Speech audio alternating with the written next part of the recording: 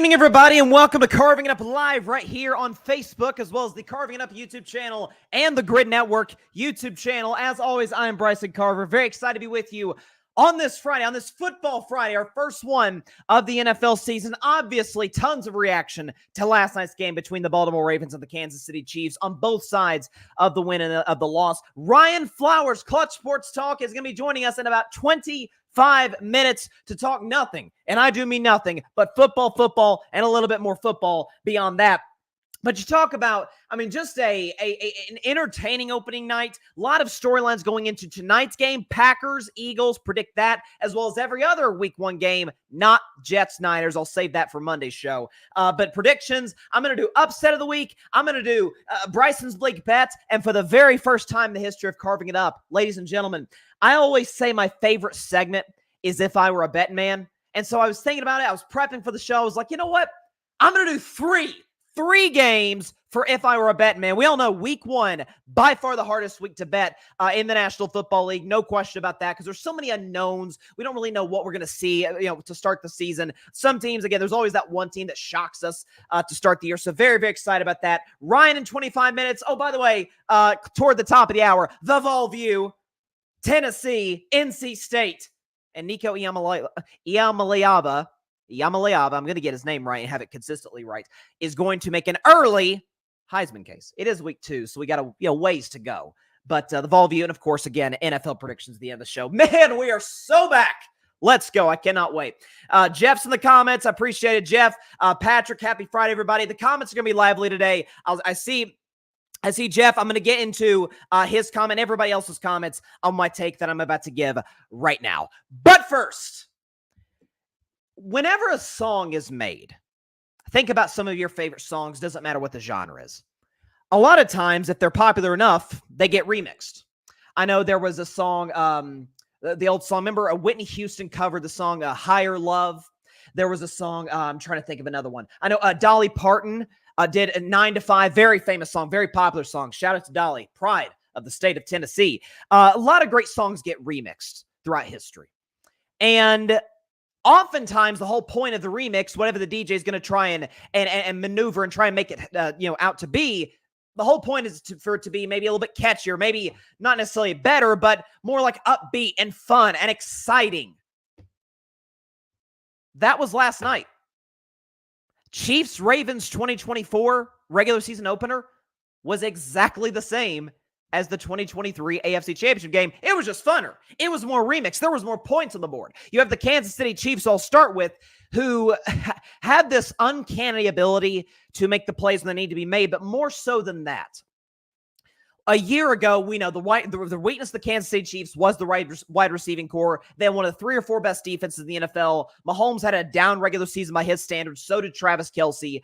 But the dynamic aspect of the Kansas City Chiefs offense that we did not see a year ago. Yes, a lot of it was the drop passes, but a lot of it was, some of these guys can't separate. Like Kadarius Toney, his issue with the drops, he could separate, he just couldn't catch a pass to save his life. Sky Moore couldn't separate. Rashee Rice, rookie year, wasn't quite ready to step in that role yet, and that made Kelce's job all the more difficult.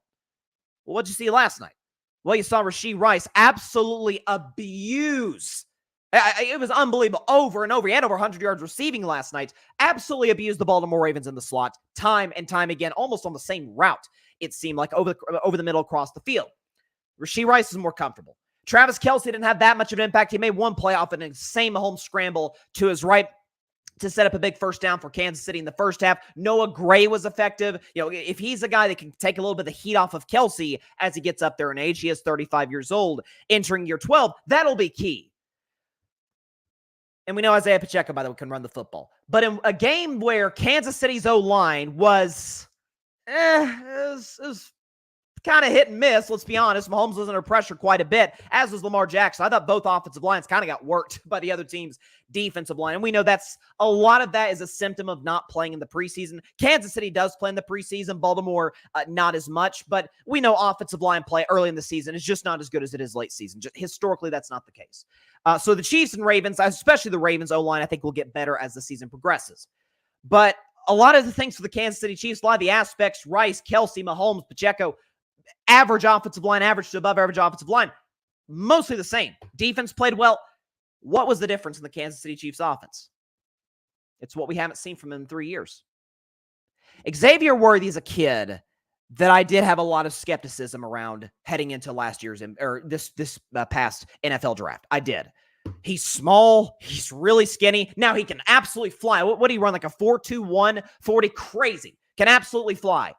Just didn't trust him in terms of durability. And by the way, we're one game in. I don't want to overreact to that. But what is going to happen now? And you saw him score those 2 touchdowns. One of the beautiful reverse play that Andy Reid drew up, and then obviously on the busted coverage for the Baltimore Ravens down the right sideline, is that he now gives this Chiefs offense a dynamic ability that they simply have not had, not just last year, but the last couple of years. I mean, if you think about the last 2 years ago when the Chiefs won their second Super Bowl with Mahomes, that was when Juju Smith-Schuster was there. That was when both Tony and Sky Moore scored in that Super Bowl against the Eagles. Now, I don't know if Sky Moore's on the team. I know for a fact Tony isn't. Make anybody work, is they were going to beat you death by 1,000 cuts. And the difference then is also Kelce was 2 years younger. He was more productive then than I think he's going to be now. I made the prediction coming to the season that I thought by year's end, Sam Laporta of the Detroit Lions would be regarded as the best tight end in football. That said, Kelce can still be effective, but you need guys to take that load off of him. But if you have a guy that can make the defense respect you, they're not going to put a single high safety as it did constantly over the course of the season last year against the Chiefs. If there's a guy on the outside that they've got to respect, if there's a guy that on reverse plays like you saw last night where the blocking for Kansas City was, run to perfection. Creed Humphrey, I think he was moving like 15 miles an hour, something crazy on that play. If you've got that on the outside, he doesn't have to be Tyreek Hill. By the way, I'm not comparing Xavier Worthy to Tyreek Hill. That'd be blasphemy, in the words of the great Stephen A. Smith. Tyreek Hill's the best receiver, second best receiver in the league. But nobody for Kansas City. You don't have to be Tyreek Hill to be able to stretch the defense, make them respect you, and give not only Travis Kelce and Noah Gray opportunities over the middle, but you saw last night, Rashee Rice, who led the team in receiving yards. If that's kind of the identity of the Kansas City Chiefs, where they're going to stretch the defense with Xavier Worthy and open it up for everybody else, boy, is that not going to make Mahomes' job a lot easier as the season progresses? It's going to make Kelce's job easier. It's going to make Andy Reid's job easier as the season goes on and on and on. But why was it similar? And why was it a remix to the AFC Championship game, you ask? Because Kansas City, now they were favored in this game. The line, I took Kansas City to cover -3, and we saw that last play at the end, which I'll get to later, was that close to Kansas City, to Baltimore covering +3. What you saw right there over the course of that game was a Chiefs team who, in terms of their up and down roster, top to bottom roster, Baltimore's probably better than Kansas City. They got more playmakers on the defensive side of the football. Offensively, you got Rashad Bateman, you've got Zay Flowers, you got Mark Andrews, you got Isaiah Likely, who obviously his toe was out in that last play, but Isaiah Likely had the game of his life last night. It was great. Derrick Henry didn't make much of an impact. You assume he'll be better. I didn't think the Derrick Henry signing, by the way, was as big as a lot of folks thought, but he'll get better as the course of the season goes on, I think. So top to bottom, you think Baltimore's roster was better. That's how we felt a year ago. Baltimore killed themselves with self-defeating penalties. We saw that last year. We saw Lamar Jackson, take shots down the field and miss badly. That's what we saw in the AFC Championship game as well. You look up and down the field. The Baltimore Ravens, just like in the AFC Championship game, ran more plays than the Kansas City Chiefs did. Moved the ball fine. But you had, obviously, Lamar Jackson. They didn't move the ball well in this drive, but Lamar had the fumble inside the inside his own, red zone, if you will, inside the 20-yard line. And then, obviously, as you drive down the field, they only go 1 for 4 in the red zone against the Chiefs. Justin Tucker missed a field goal. It was a Baltimore, and this is why I said this coming into this game, and I said it, go back and look in May. This game could define the Baltimore Ravens season, win or lose. And I picked them to lose. I felt back in May that they were going to lose, and I stuck with that. If you look at the last, or I shouldn't say the last 4 teams, but 4 recent teams, and we've showed the graphic, that lost to a team in the playoffs and then played them again in the week 1 opener. The 4 teams that lost, the last 4 teams that lost, if you want to be exact, Texans in 2020 against the Chiefs. Who was next? I think it was the Falcons against the Eagles in 2018, the Panthers against the Broncos in 2016, and the Vikings versus the Saints in 2010. All of those teams lost to a certain team in the playoffs, played them again in week 1, and lost again. All of them missed the playoffs. Now, I don't think Baltimore's going to miss the playoffs because I believe too much in Lamar Jackson, John Harbaugh, and the organizational structure of the Baltimore Ravens to pick them to miss the playoffs entirely. But it's going to be all they can do to get in. And I think you saw a level of undiscipline with the penalties.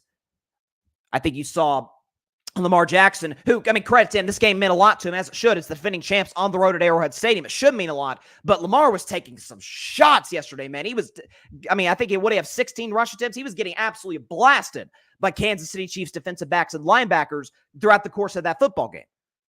You consider the fact that, again, with the Ravens' entire identity being run the football, they had to go away from that because Kansas City built the lead that they built. Kansas City was better situationally. Baltimore struggled, 1 for 4 in the red zone, had just as many turnovers as the Kansas City Chiefs did. When you lose to a team in the playoffs and you're thinking about them non-stop for 8 months, and you lose to them again, and lose the way that you did, I think, honest to God, this is the worst possible way the Baltimore Ravens could have lost to the Chiefs. If they were going to lose, this is the worst way. I should say second best way. If Kansas City Chiefs had blown the doors off the Ravens, which I don't think anybody thought was going to happen, that would have been disastrous. That would have been the worst way. The second worst way would have been the way that game played out last night, where over the course of, after the first 2 drives, where Ravens scored in their first drive, KC scored in their first, over the course of the next 3.5 quarters, KC outplayed Baltimore throughout. Moved the ball. I shouldn't say it will, but moved the ball in key situations. They were good on third down. They played more disciplined than the Ravens did. But then at the end, Lamar pulls off a really impressive drive and then misses. I'll get to this in a moment. Misses a wide open Zay Flowers in the end zone. And then obviously Isaiah Likely at the end by an inch missed the game tying or potentially game winning touchdown had they got a 2-point conversion after that. That's the second worst way the Baltimore Ravens could have lost short of a blowout. Where you're close, you're almost... It's the letdown. Just like when you lost the Kansas City Chiefs back in the AFC Championship game by 7 points, and in this game by 7 points. The Chiefs, if these two teams meet in the playoffs, the psychological edge that Kansas City will have. Last year, I thought it was maybe not universal, maybe not unanimous. Like Kansas City, they're going to win this football game. I'm sorry, the Ravens are going to win this football game. They're at home. They got the home field advantage, MVP of the league, best team in the regular season. The Chiefs had their worst regular season in the Mahomes era. The offense can't do anything. Ravens got the best defense in the league. All these reasons, and situationally, they were putrid. They weren't as bad yet last night as they were in that AFC Championship game. But they were, I don't want to use the word choked, but there was a lot of situations where that word at least came into your vocabulary in a certain regard. So listen, for Kansas City, I don't know what Xavier Worthy's going to do over the course of this season. I was skeptical about him coming in the draft, but my takeaway from when he was taken by Kansas City was, well, if there's anybody that can make him work, it's Andy Reid and Patrick Mahomes. And if he's able, he doesn't have to be Tyreek Hill, but if he can be on the outside, be that consistent deep threat to be able to, the other team's got to put another safety out there. You can't just go single high constantly and worry about Kansas City on these short 6-yard completions to Travis Kelce. Brings a completely new dynamic to that offense and frees up, again, Kelce, Noah Gray, Rashee Rice, as you saw last night. I'm not saying this is going to be like the 2018 Kansas City offense when Mahomes threw 50 touchdowns. I can say it's going to be way better than last year's. That's what I do know. And boy, I think the NFL might have really, really screwed up in letting the Chiefs win the Super Bowl last year. That was bad. Not bad, but it was rough. Jeff is in the comments. Then I'll get into Lamar more specifically. Bryson, I know you critique Lamar from last night, but let's not go how John Middlecoff went on Lamar. He was acting like Lamar was horrible. Well, I didn't see Middlecoff's podcast. John Middlecoff is a solid pod. I didn't see his. Lamar was not horrible. Anybody acting like that is, I think that's crazy. He was not horrible. He almost had 400 yards of offense, but I will get into my critique of him. Jeff, Derrick Henry looked so tough in a Ravens uniform. He did. It didn't play that well, but he looked good. I know, right? My God, Lamar's O-line was atrocious. Both were, and that's conventional, I think, over the course of the first month of the NFL season. Like, unless you're the Detroit Lions or, to a lesser degree, like the Philadelphia Eagles, most O-lines aren't going to be totally buttoned up week one, especially with the decreased level of, or the increased level of, the preseason doesn't matter as much as it used to. Let's put it that way. And that's what hurts offensive line play, because a lot of that's about continuity and reps. To Lamar Jackson. So I have been one of Lamar Jackson's biggest defenders, I think. I still maintain I think he's the third best quarterback in the league behind Mahomes and Burrow. Just a shot over Josh Allen. Kind of the tiebreaker between the two is both are excellent in the regular season. Both can't beat Mahomes in the playoffs. One is 2 MVPs. And Josh Allen, who, I think he came in second last year for MVP, or came pretty close. Came close to anybody to, or sorry, he came in third, I think, or got some MVP votes to beat Lamar Jackson out for MVP. That aside, I think he's fantastic. We saw what he did last night as a playmaker with the ball in his hands, particularly running the football. He can do things with the ball in his hands that other human beings simply can't do. In terms of running the football, only Michael Vick. Cam Newton was more of a physical runner. Steve Young, again, you could think about some of these guys. No one could do it with the agility and the speed that Lamar Jackson can do it with. And I have waited for that progression with Lamar as a passer, and you've clearly gotten it. He's a far better throw the football now than he was in his rookie year. His rookie year, there were some serious questions. His downfield throwing last night was horrendous. It was bad. He missed a lot of throws down the field, a lot of shots he took. There was one he threw toward the goal line. I think it was in the second half where it could have easily been intercepted by the safety. He missed some throws down the field that you're supposed to hit as a franchise quarterback, particularly a quarterback of that ilk in the National Football League. But for all of the excuses for the Ravens, for all those, the Chiefs got lucky. The Chiefs were bailed out by the referees. Really? It's funny. Ravens had 24 more plays than the Chiefs. They had more penalties than the Chiefs. They were worse in the red zone than the Kansas City Chiefs. Their legend kicker, Justin Tucker, missed a field goal. Harbaugh, by the way, and this was huge, using those 2 timeouts on defense in the second half to where the Ravens only have 1 left. Kudos to their defense for getting the stop to get them the ball back. But those timeouts could have really, really helped Baltimore potentially score. And who knows, maybe go for a 2 in the win. You also talk about the fact that, again, the wide open lane for Xavier Worthy on that touchdown in the first half. You talk about the fact that Xavier Worthy had the touchdown in the second half, where there was a complete bust in the secondary. I think it was, I forget who it was, the linebacker thought he had safety help. He didn't. That leaves Xavier Worthy wide open for a touchdown. You talk about the fact Lamar Jackson fumbled inside his own 20-yard line. Again, the connection between Zay and Lamar. I don't know if I would have admitted if I were Lamar Jackson that I was not throwing to Zay Flowers. Because watching that thing live, you see Zay Flowers flash wide open across the back of the end zone. I think Lamar's going to hit him, and Zay didn't have to jump. He didn't have to move. He could just hit it between, right into his hands, and they go for 2 potentially in the win. If we're going to give the Ravens a pass for all these things, which I don't think we should, but if we were going to do that, we can't give Lamar Jackson a pass for that last missed pass, pardon the expression, at the end of that football game. Like those we would crush Josh Allen. I would certainly crush Josh Allen if he missed that throw. I would crush, honest to God, I'd crush Dak if he missed that throw. CJ Stroud, Burrow, Justin Herbert. That's one. Again, Lamar doesn't have to be Drew Brees in terms of precision, or Tom Brady, Mahomes even, Aaron Rodgers. There are backups that can make that throw. Maybe not. They can't move in and out of the pocket. They can't use their legs the way that Lamar Jackson can. We understand that. There's a lot of quarterbacks that don't bring the dynamic to the Ravens offense or any offense that Lamar Jackson can bring. I don't want to say that's a layup, but that I would say on a scale of 1 to 10 in terms of difficulty, that's about a 3. 10 in terms of most difficult. And I feel like he's getting, and that, again, by the way, it's not to say he played poorly, but we could show you the comparison. All stats provided by our friends at StatMuse, all graphics provided by my guy, Alfred Parsar Jr. We could show you the graphic right here. Mahomes had more passing yards, better completion percentage, better passer rating, better QBR. Now, Lamar had far more rushing yards, but he's supposed to have more rushing yards. He's Lamar Jackson. Mahomes, over the course of that game, was simply better than Lamar. He limited mistakes, unlike Lamar Jackson. And he made the throws when he absolutely positively had to, unlike Lamar Jackson. It's not just that last throw to Zay Flowers. He missed multiple deep balls down the field. They didn't even take any deep shots early in the first half, which I thought was odd. Was it like 0.9?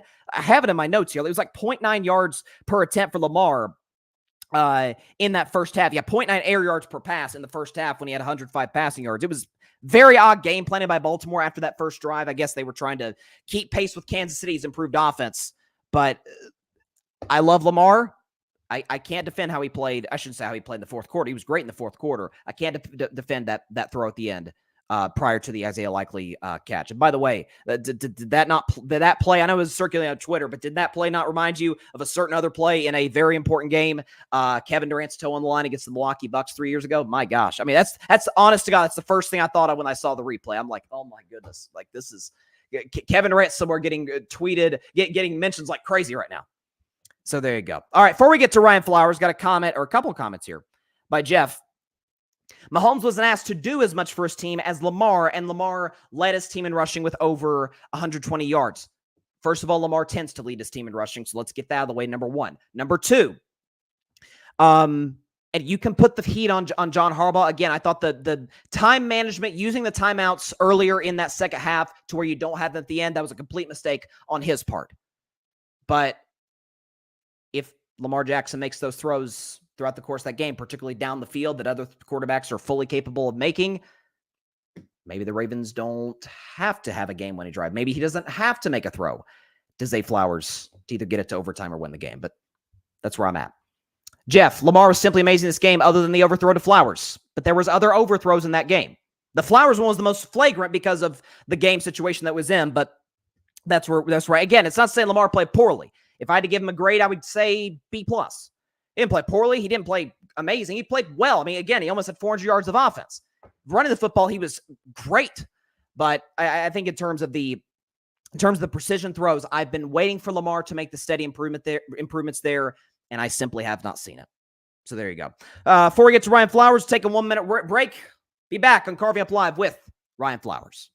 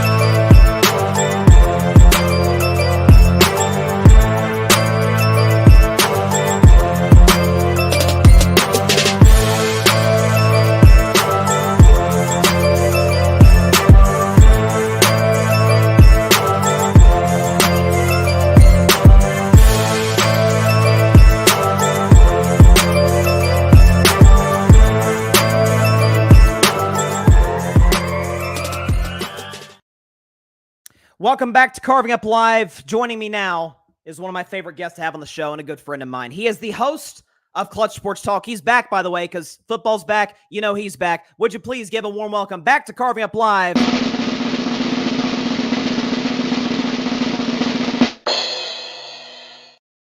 Ryan Flowers is joining the show. Ryan, how you doing, my man? Pretty good, Bryson. How you doing, man? Good to see your face. Hey, good to see your face too, man. It has been a while. I think the last time I had you on was the Super Bowl, day after the Super Bowl when the Chiefs knocked off the 49ers. So, First of all, it's football's back. How you feeling? What was your reaction to that game last night? Oh man, first it feels good, man. Like this is the best time of year as a male adult in America. This is probably the best time. You got high school football, college football, and professional football. I love the Thursday. I love this Friday night game too.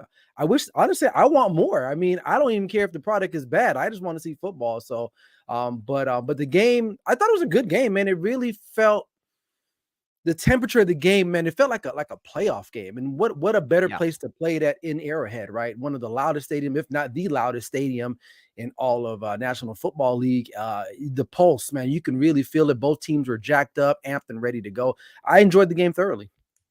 Yeah, I did too. And I think it was listen, you never want to view a week one game as a referendum for either side. We know who Kansas City is. We know what Baltimore is aspiring to be. I'm not entirely sure what their offensive identity is going to be because they bring in, obviously, Todd Monken to be the guy who kind of helps Lamar develop as a passer. Lamar now loses weight to become a better runner. So that's going to be kind of a storyline for Baltimore. But for the Kansas City side, obviously a big story for them was Xavier Worthy. I talked about him earlier in the show and sort of what he brought to that Chiefs offense, his speed, his dynamic ability.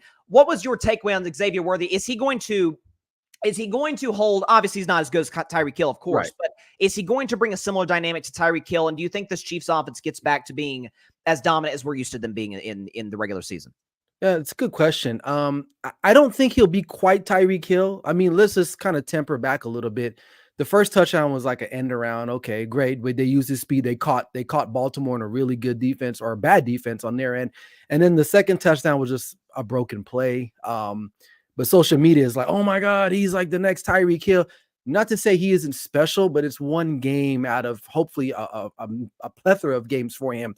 However, though, this offense is going to be tremendously better than it was last year. You know, the whole deep ball thing, they don't really need that. They can throw it to guys like him, Rice, just look, underthrows. They don't have to go deep. These guys can take the ball and run after the catch, right? And you still got Kelsey roaming the middle there. So I think he does add a dimension that they were missing before, obviously. But will he fill the shoes of Tyreek Hill? No, Tyreek Hill is way bigger, probably a better route runner, I would say, probably a little bit more athletic. But there's no denying that Xavier Worthy definitely has that world-class speed. And we saw it full on display yesterday when he scored that first touchdown. When he got it, I was like, I don't think anybody touched the guy, honestly. So it was good. Yeah, listen, the kid can fly, and that's, I mean, he's, I think, the fastest player in the history of the NFL Combine. So, I mean, you saw that. Something crazy like that. 4.21, you saw that explosiveness. And for the Baltimore side. So, you and I, by the way, we got some comments here. Patrick Brown, Coach Clutch is back in the fold. Yeah. 100%. And our guy, Barry Grant Jr., my two guys. Hey, we love you too, Barry. By the way, too, we've got a special announcement Ryan's got a special announcement he's going to have here on Carving Up Live. So definitely stay tuned for that. I'm very, very excited for him to give y'all that information. On the Ravens side, so you and I have went back and forth over the years about Lamar. I've tended to be more of a Lamar guy than you have. But listen, I can't lie with what I saw. I think last night was like the perfect Lamar Jackson experience. Yeah. Right. Again, almost 400 yards of offense. We saw what he did with his legs. He's special with the ball in his hands. Nobody denies that. Right. But it's the precision throws. It's the missed to Zay Flowers. It's the really bad deep ball accuracy that you would think this is Lamar's 7th year in the NFL that he would have improved on by now. Your takeaways on Lamar Jackson's performance? I feel like he's gotten a little bit too much of a pass, even though he played great. I feel like he's getting a little too much of a pass for that second to last play. Your thoughts on Lamar Jackson's performance last night? Oh, definitely. He's gotten a pass. I mean, I think his athleticism, he's the most athletic person in the National Football League. I mean, literally the things that he can do back there as far as running and taking off. And I've been on it for the last couple of years. And I say this stuff not because I think he's a bad player, and a lot of people misconstrue that, right? I've been targeted on social media by Baltimore Ravens fans as being a hater. No, I'm just speaking the truth, is that he's not your typical quarterback, right? And you saw it last night. How many dink and dunks or check downs did he throw to the running backs last night? A lot, right? And he thrown to the tight ends, and likely who I feel like has pretty much supplanted Mark Andrews, but that's another conversation for another day. But he did what we expect him to do: run around, be the leading rusher, make a couple plays every now and then. He kept them in the game. Their defense kept them in the game too. So, but in the end, when you need your quarterback to make that quarterbackial play, he misses Zay Flowers in the back of the end zone, right? And like you mentioned earlier in your segment before, what if that was Dak Prescott? And I know Barry is not a Dak Prescott fan, but if that's him, man, the internet would have shut down last night. It would have been like the 1920 stock exchange crash if that passed like that. You know what I mean? But why? Lamar's a 2-time MVP and deservedly so, right? But when it boils down to it, in the playoffs where your legacy is stamped, he hasn't gotten it done. And I think last night, him and Todd Monken, they probably got together and said, you know what? We screwed up in the AFC Championship game. We're going to run you more. And that's what they did. And it was effective for the most part. But at the end of the day, when the chips are all down, when you need your quarterback to make the throw, he didn't do it. And they lost the game. Now, doesn't mean they won't be a playoff team. They'll probably end up being one of the top 2 teams in the end. But If they want to get past the teams like the Chiefs and particularly my guy Patrick Mahomes, you're going to have to make those plays. You know, one thing that you and I have agreed on for, I mean, as long as I've known you, is that if going back to the Patriots dynasty and now obviously with this new Kansas City Chiefs dynasty, is that I listen, I said before this last Super Bowl, I understood. I didn't dislike the Patriots. I understood why people did, though. There's the whole cheating stuff with Belichick. There's, I mean, listen, Tom Brady's a great looking guy who's married to a very beautiful woman. They were the focal point of the national American attention for 20 years. Right. Kansas City, I don't get it as much. So you've got, again, obviously Mahomes, who's, I mean, I think as affable as they come. I think Mahomes is kind of like just the average dude who just so happens to be a phenomenal quarterback. Kelsey, same thing. You've got Andy Reid, who has always been beloved across the NFL. Is this whole idea about the games being rigged obviously is crazy, but them getting an advantage from the refs, it reminds me a lot of those Patriots days. Can you break down, because you do a much better job than I could, of why that's utterly absurd, Ryan Flowers? I honestly, Bryson, I think it's just a social dichotomy. And I'm going to say something. I'm going to look dead in the camera, and hopefully people don't take offense, or maybe they look at their lives and maybe they want to rectify certain things. But if you don't like teams, and I used to be like this, I can speak because I was one of these people before, or those people. When you're immature, you don't understand what greatness looks like, right? You look for all of the things that, oh, well, they're cheating. Oh, they're this and that.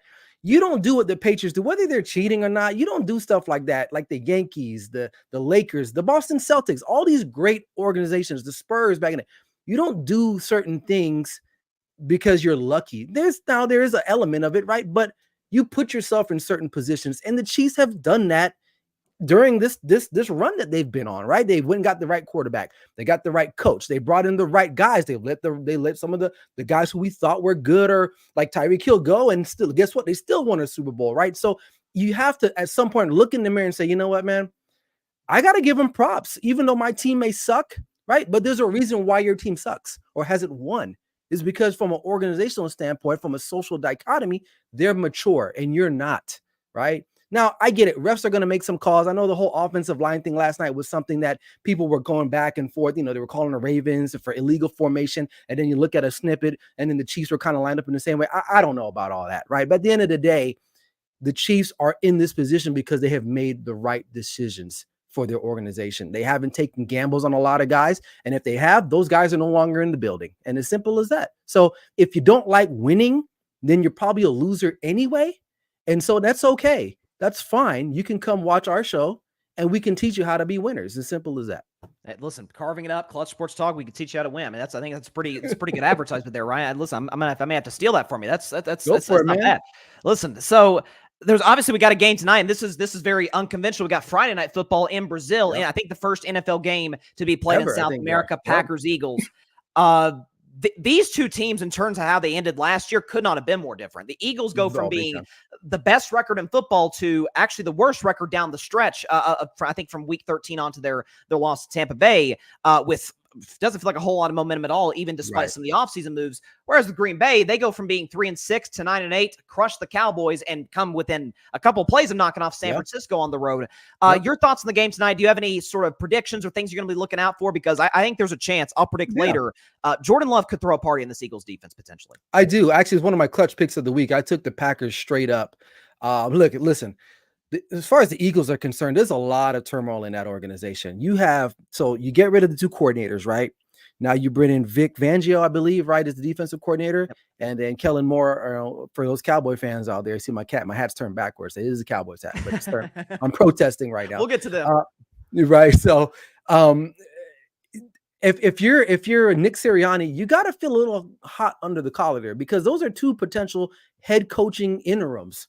Right. If he doesn't make it through the halfway through the mark of the season. Right. And there's a report saying that Jalen Hurts does not have any confidence in Nick Sirianni at this point. He does not feel comfortable with him, especially some of the things that transpired last year, especially towards the end of the year. That's a problem. When your quarterback and your head coach do not have a great relationship, that's a problem. If anything in the National Football League, that's very important. You've looked at all successful teams, right, that's won a Super Bowl within the last 10, 20 years. They've all had a really decent relationship, at least a business relationship. We know the exploits of Tom Brady and Bill Belichick were a little different, obviously, but when it came into terms of football operations, they were in sync, right? These guys are not. And I think there's a lot of turnover. You're missing your biggest piece on your offense. It's not a wide receiver. It's not a running back. It's not a receiver. It's your center. Who's going to replace Jason Kelsey, who has done so much for that organization? That's the biggest loss. Not to cut you off, but I think that might be the biggest loss in the league last offseason. Oh, big time. Big time. And we're going to see how that handles tonight, right? Now, you look on the flip side, the Packers, all the momentum, literally a play or two from actually making it to the NFC Conference Championship game, right? Jordan Love got the money, but the difference with this organization, though, they paid him, but I feel like they feel good with him. They feel like you get the vibe that they trust him. He's been in the league there a while now. He's been in Green Bay. He is their guy. They're not thinking about Aaron Rodgers. If anything, they're like, thank God we don't have Aaron Rodgers anymore at this point. You got a young group of receivers.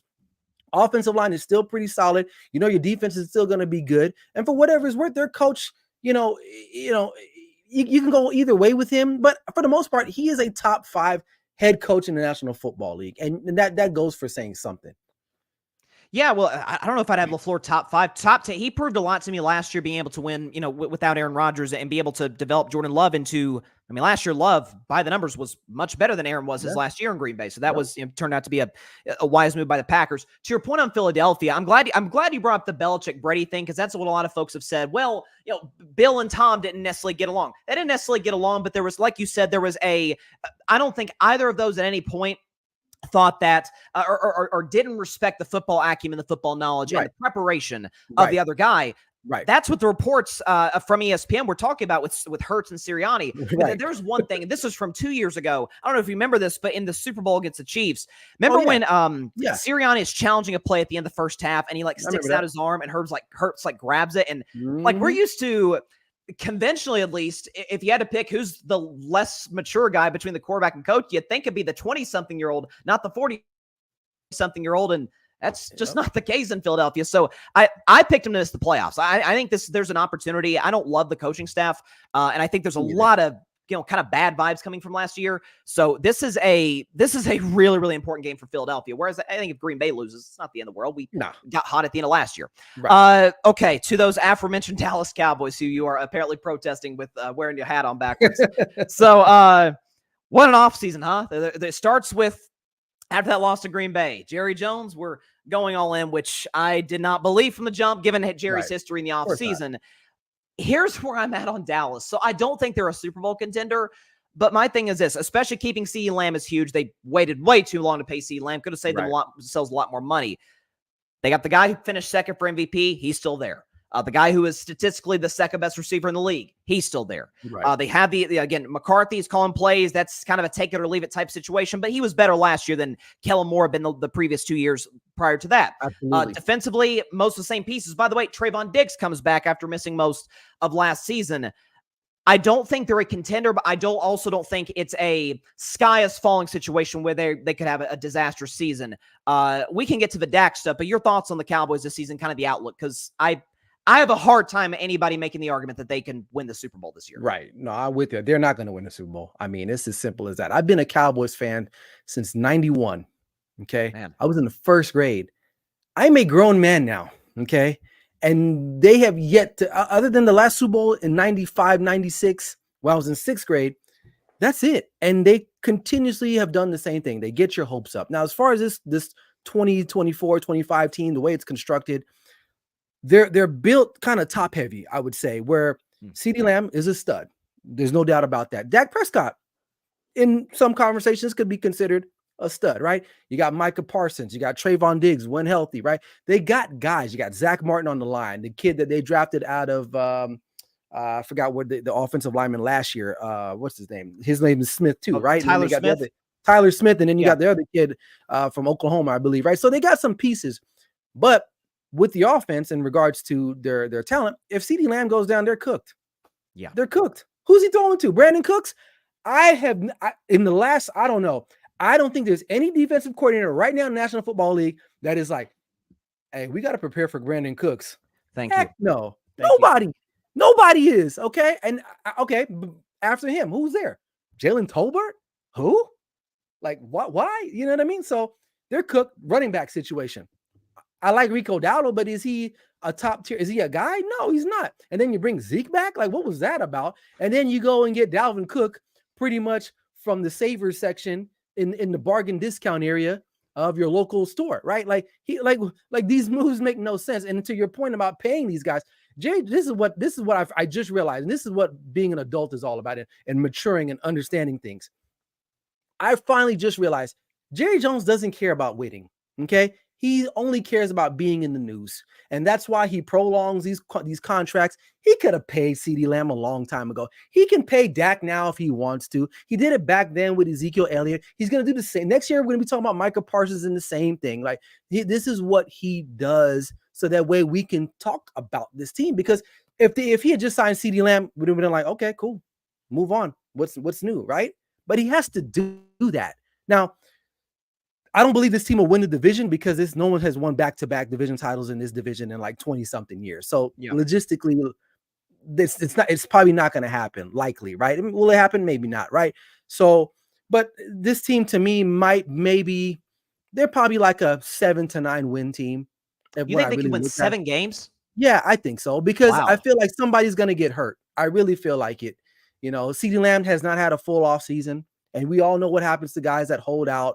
They're going to come back. He's going to have some type of, what do you call it? Not a superficial, but like a non-contact type injury, maybe a hamstring or growing. I'm not wishing it on him, but I'm just replaying all of my football experience that this happens. And if he goes down, it's all on Dak. And if I'm Dak, dude, get out of there. Just get out of Dallas. Run for your life if you have to.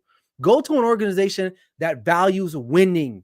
And it goes back to maturity and representing an organization that wants to win. The Dallas Cowboys do not want to win. And unfortunately for the fan base and kind of myself, partly, you know, it's like being in a bad relationship and you can't get rid of them. You keep going back. They cheat over and over and over, but you love them, right?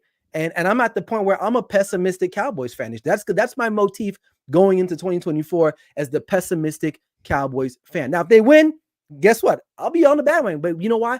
I have invested so much in this organization over the last 30-something years. I have earned that right to be a pessimistic fan. For once in the 30-plus years, I've been a Cowboys fan. I rest my case.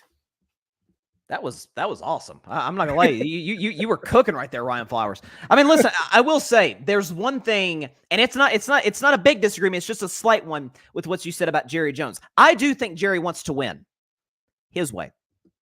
Well, yeah. If Jerry gets the credit, Jerry doesn't want that's why he hires a Jason Garrett or Mike McCarthy. And Patrick has a great comment here. He says, crazy fact, we've had 7 head coaches since our last Super Bowl appearance, more coaches than playoff wins. Is that in the stretch since the worst move in Cowboys franchise history, firing Jimmy Johnson after back-to-back championships? Can you imagine if the Hunt family fired Andy Reid? It's unthinkable. Right. Or Bill Cowher. Like, you think about look at the Steelers, 3 coaches in their whole franchise. Three coaches, Ryan, since the Nixon administration. Exactly. Before you and I were even a thought of. Okay. Before our parents were ever thought of. Let that sink in. Like, you don't really appreciate that. Like, they've only had 3 coaches their whole existence. Wow. Well, three coaches in the Super Bowl era. In the Super Bowl, yes, correct. Yes, you're right. But still, that's a long time. You know, well, and all those coaches have won a Super Bowl. And I go back to, you're 100% right. And again, I go back to what you said about Dak. And listen, you were preaching to the choir right now. I was just sitting there listening, just taking that all in. Is that listen, I may be viewed as this, unobjective Dak guy, and I understand that.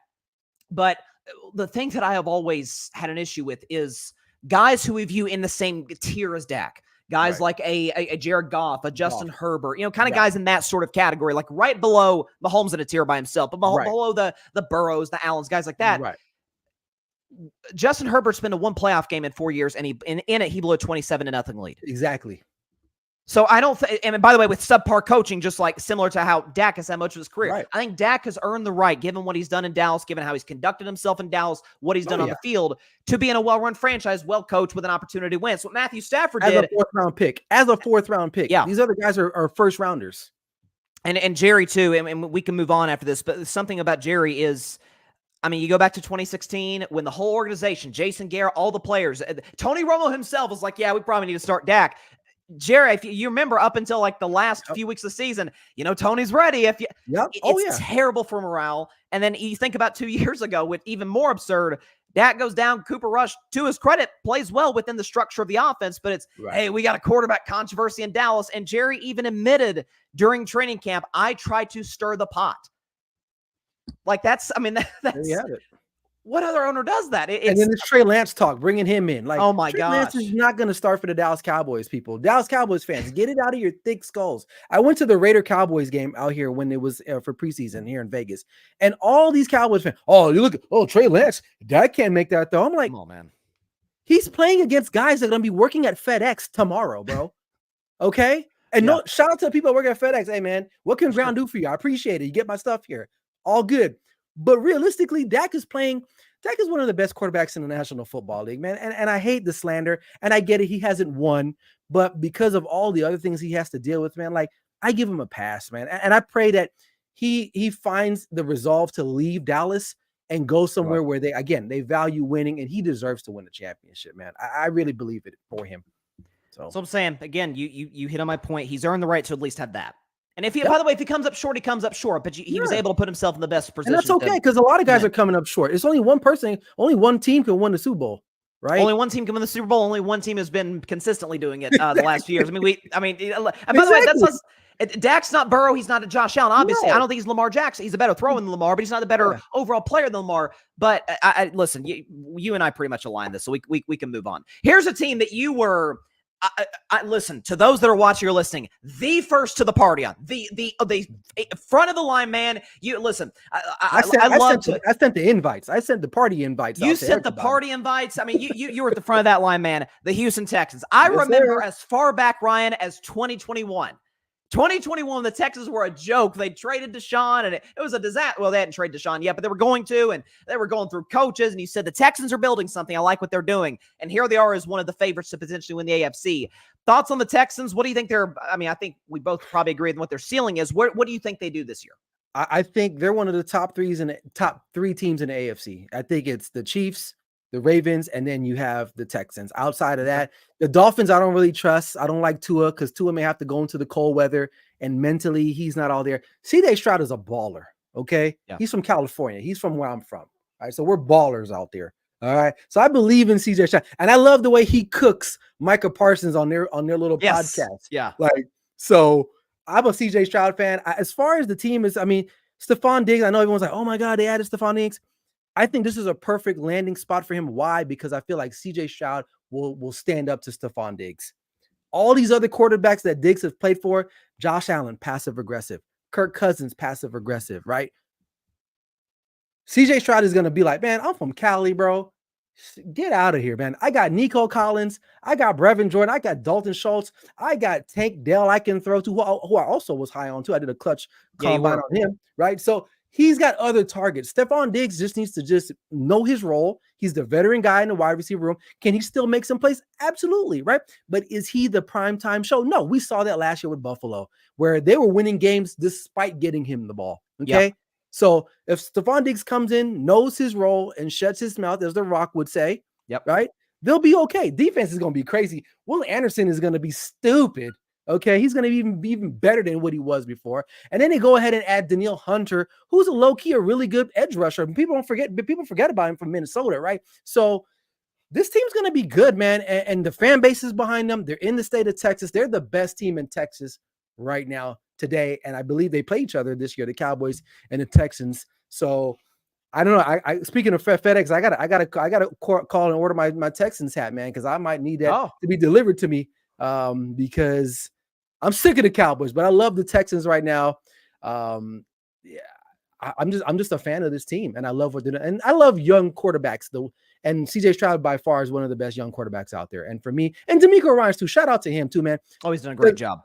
Because typically I don't really get behind head coaches that are defensive minded, right? They kind of struggle. So we'll see how they go. But I feel like when you got the right quarterback and the right players behind, I think they believe in what they're doing there. I think they got a shot. Yeah, they definitely have a shot. And I listen, offensively, they are they're a little bit like Green Bay just in terms of the young talent they got there with Yeah. Dell, with Nico Collins, Dalton Schultz. They Joe had Joe Mixon. Mixon, I don't think Joe Dameon Mixon is the Pierce. best. What's that? Yeah. Joe Mixon, Dameon Pierce. That's what I'm about to say. I think Pierce today is actually a little bit better than Joe Mixon. Like, I mean, Right. he's kind of flown under the radar the last couple of years. I remember there was a game where he went wild on the Eagles a couple of years ago. So he's really talented. But yeah, listen, you again, you were first to the party, and I think too, is it Slovic, the offensive coordinator for the Texans? I think that's his name. Does a really good job. This is kind of a. Listen, when you have a quarterback to level CJ Stroud, you're going to contend for a while, but they've kind of got this window where they're not really paying anybody right now, where it's a little, I don't want to be, blasphemous here, but it's a little Seattle Seahawks-esque where you're really talented defensively, got a defensive coach, and offensively got this young talented, quarterback. So listen, kudos to you on the Texas thing, man. You were on it. I've been spot on. And the reason why I said it was such a good job back in the day, number one is Texas, no state taxes, right? They love football. They're going to support the heck out of your team regardless, right? And on top of it, the games, I watched their games. They weren't getting blown out, man. Even with Davis Mills, they were hanging in there. They just needed a little spark, and they got that in CJ Stroud and Will Anderson. Like, how lucky did they get to get two franchise players in the same draft back to back? Back to back within minutes of each other. Yep. Minutes. I mean, you can't even write this up in Hollywood. Okay. Like, and that happens. And they did the reverse. They did the reverse just to go cross sport here. They did the reverse of what the Timberwolves did when they took back-to-back point guards ahead of Steph Curry. They kind of reversed that. Right. So they did the reversal. Who did they take? They took like the kid out of Syracuse and Johnny Flynn and Ricky Rubio. Yeah. He had a decent career, but Johnny Flynn, he's probably working at Costco this Sunday. I'll probably see him when I go get my come on. We don't need to be don't need disrespectful Johnny Flynn, man. I'll see him when I get my chicken bacon, my double chocolate. I'll see you later, Ryan. Johnny. Ryan's on one today, y'all. Ryan is on one today. Real quick before we get to Super Bowl prediction, then your big announcement. Any takes on the Jets this year? What do you think they do? Jets, they're going to go as far as Aaron Rodgers will take them. I mean, simple as that. That's what they're banking on. That's why they went and got him last year, and it didn't work out. And look what happened when he went down. They were grounded. I mean, literally, they were shot out of the sky by an anti-aircraft missile because Aaron Rodgers was gone, right? So if he stays healthy, which probably not, he's 40-something years old, he's coming off an Achilles. I mean, do I need to say anything else, honestly? And the offensive line is still a little, I think they got some injuries going along the line there too. I mean, adding Tyron Smith is a plus, but the problem with that though, the guy plays like 4 times a year, right? He struggles to stay healthy. He barely see the guy. You barely see the guy. So when he's there, no pressures, he'll be fine. But when he's not there, which is it's going to happen, I would love. I wish this was a betting line. How many games he would play? Because I would probably put under 5. So, I'm sure it's out there. I'd say it's if you got to find the right sports book. I'd say it's probably, I really do. But I mean, they have the talent. They just need the quarterback. I mean, that's pretty simple as that. Well, they need a quarterback and they need a new OC, and I'm still kind of skeptical on Saleh. Oh, that guy's still there. Hackett's Hackett's still there. Yep. Yeah. He'll be at Costco with Johnny.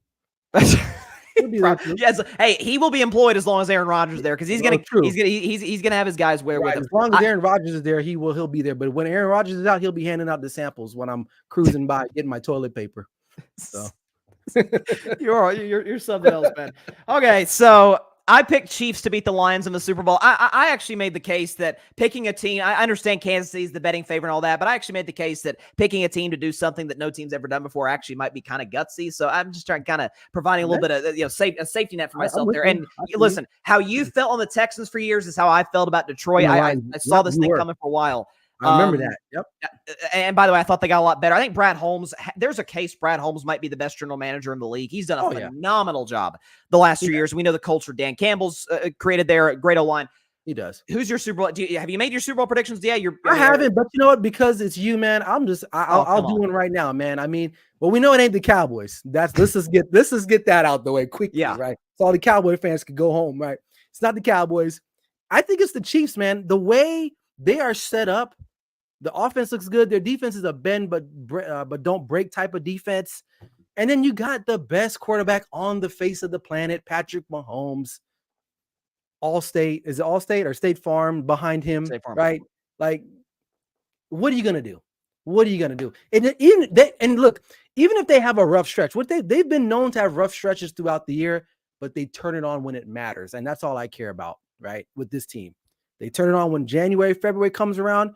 You know, Patrick Mahomes, that defense is going to be playing well. Andy Reid's going to coach those boys up, and they're going to be right there. I believe it's in New Orleans this year. They're going to be right there, getting their beads, and the confetti is going to be raining on them because they will be back to back to back. Wow.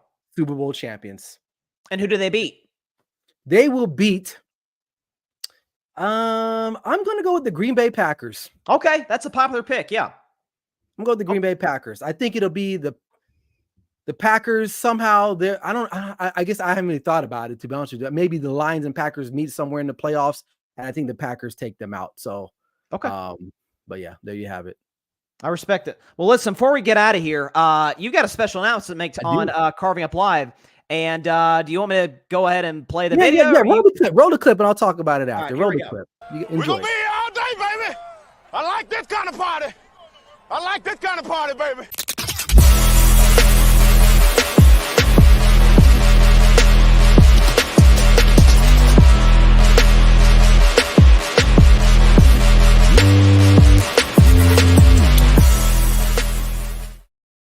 Come on now. That's fire, Ryan Flowers. Tell us all about it. Hey, man, so I got a new show. So for those who don't know, I do a Sunday morning show live on Facebook and YouTube streaming. But I'm going to be doing a weekday show as well to catch everything from the previous week. So it's called NFL Matchup. It's going to be pre-recorded. So I haven't decided. Maybe I'll drop it Tuesday or Wednesdays, but it's going to be on exclusively the Grid Network. So if you haven't subscribed to the Grid Network, don't be a loser. Do it now. Don't be a beta. Be Sigma and sign up right now and get on the Grid Network right there and check out everyone else, the plethora of content creators that we have on the Grid Network right now, and make sure you tap in for NFL Matchup. But don't forget NFL Sunday Wake Up with me, your boy Ryan Flowers, aka Clutch Sports Talk in the house. Dang right. You won't trust me, you'll enjoy it, man. That's all I got to say.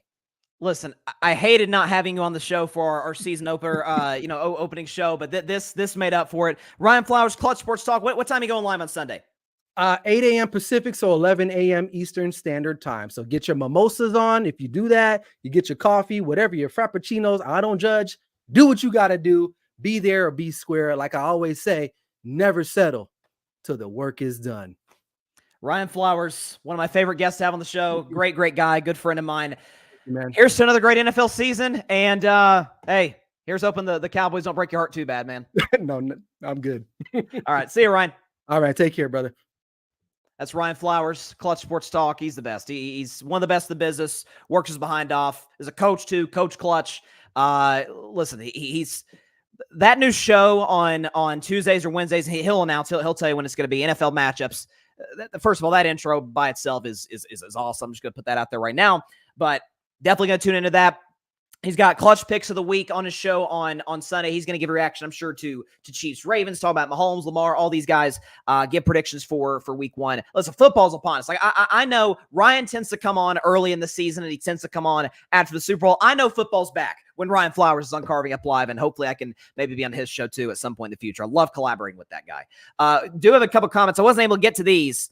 Let's see. Patrick talking about the Cowboys. I'm at peace with what's about to happen beyond 2024. Nothing would surprise me. Barry, Ryan, you're bugging. Dak is one of the main reasons they lose, but I hope he leaves and I hope you join him. LOL. Listen, Ryan is more than welcome to be a Pittsburgh Steelers fan because he's going to the Steelers. I'm telling you right now. And I'm telling you I'm a little nervous because I saw Dak had a quote alluding to a contract extension and he kind of winked. Now that wink, I don't want to overanalyze a wink. We overanalyze a lot of stuff in society. I don't want to overanalyze a wink. Either that meant, hey, deal's coming, or I'll give you your contract quote for the day. It could have meant that too. I don't know. Dak's not signing a contract during the season. That I do know. Just hold tight, buddy. Don't sign it, man. Because my belief, and this isn't from me, I haven't heard anything from Dallas. Nothing's been relayed to me. My belief has been that Dak has set a price impossibly high, like $70 million, like something crazy, because he knows the Cowboys won't sign it. And or won't agree to it, actually. And he'll do his thing. And I've said, by the way, too, is that Dak has had, including his rookie year, and I truly believe this, he has less pressure this year than any year of his career. Cowboys can't win the Super Bowl. What are we talking about? Can't win the Super Bowl. You heard Ryan say, and he's spot on. I've been saying it all offseason. CeeDee Lamb goes down, knock on wood, he stays healthy. They're screwed at wide receiver. Cooks is your number one. Tolbert's your two. Man, come on. I mean, Tolbert might be the number 4 on the Chiefs last year. I mean, come on now. They can't win the Super Bowl, and he knows he's getting paid. Dak's getting paid by somebody. He's going to get the bag. I mean, he would have to be absolutely horrible.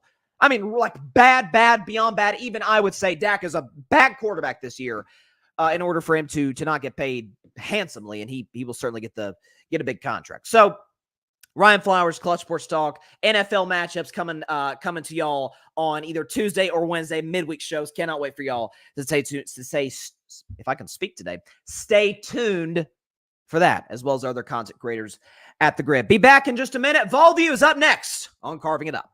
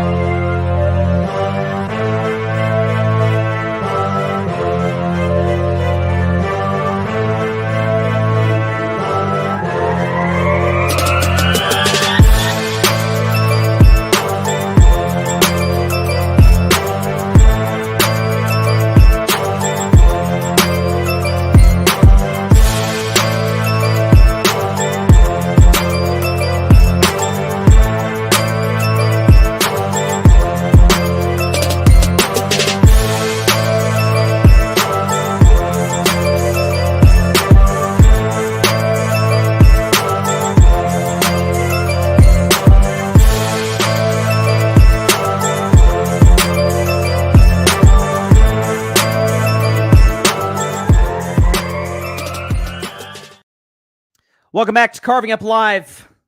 You know, it's one of my favorite segments of the football season. It was so great to have it back last week, and it is back this week. The Vol View, Tennessee, NC State. We got a ranked matchup. Tennessee's first ranked matchup of the year, the Dukes Mayo Classic in Charlotte, North Carolina, coming down the pipe. But first, the Vol View begins right now.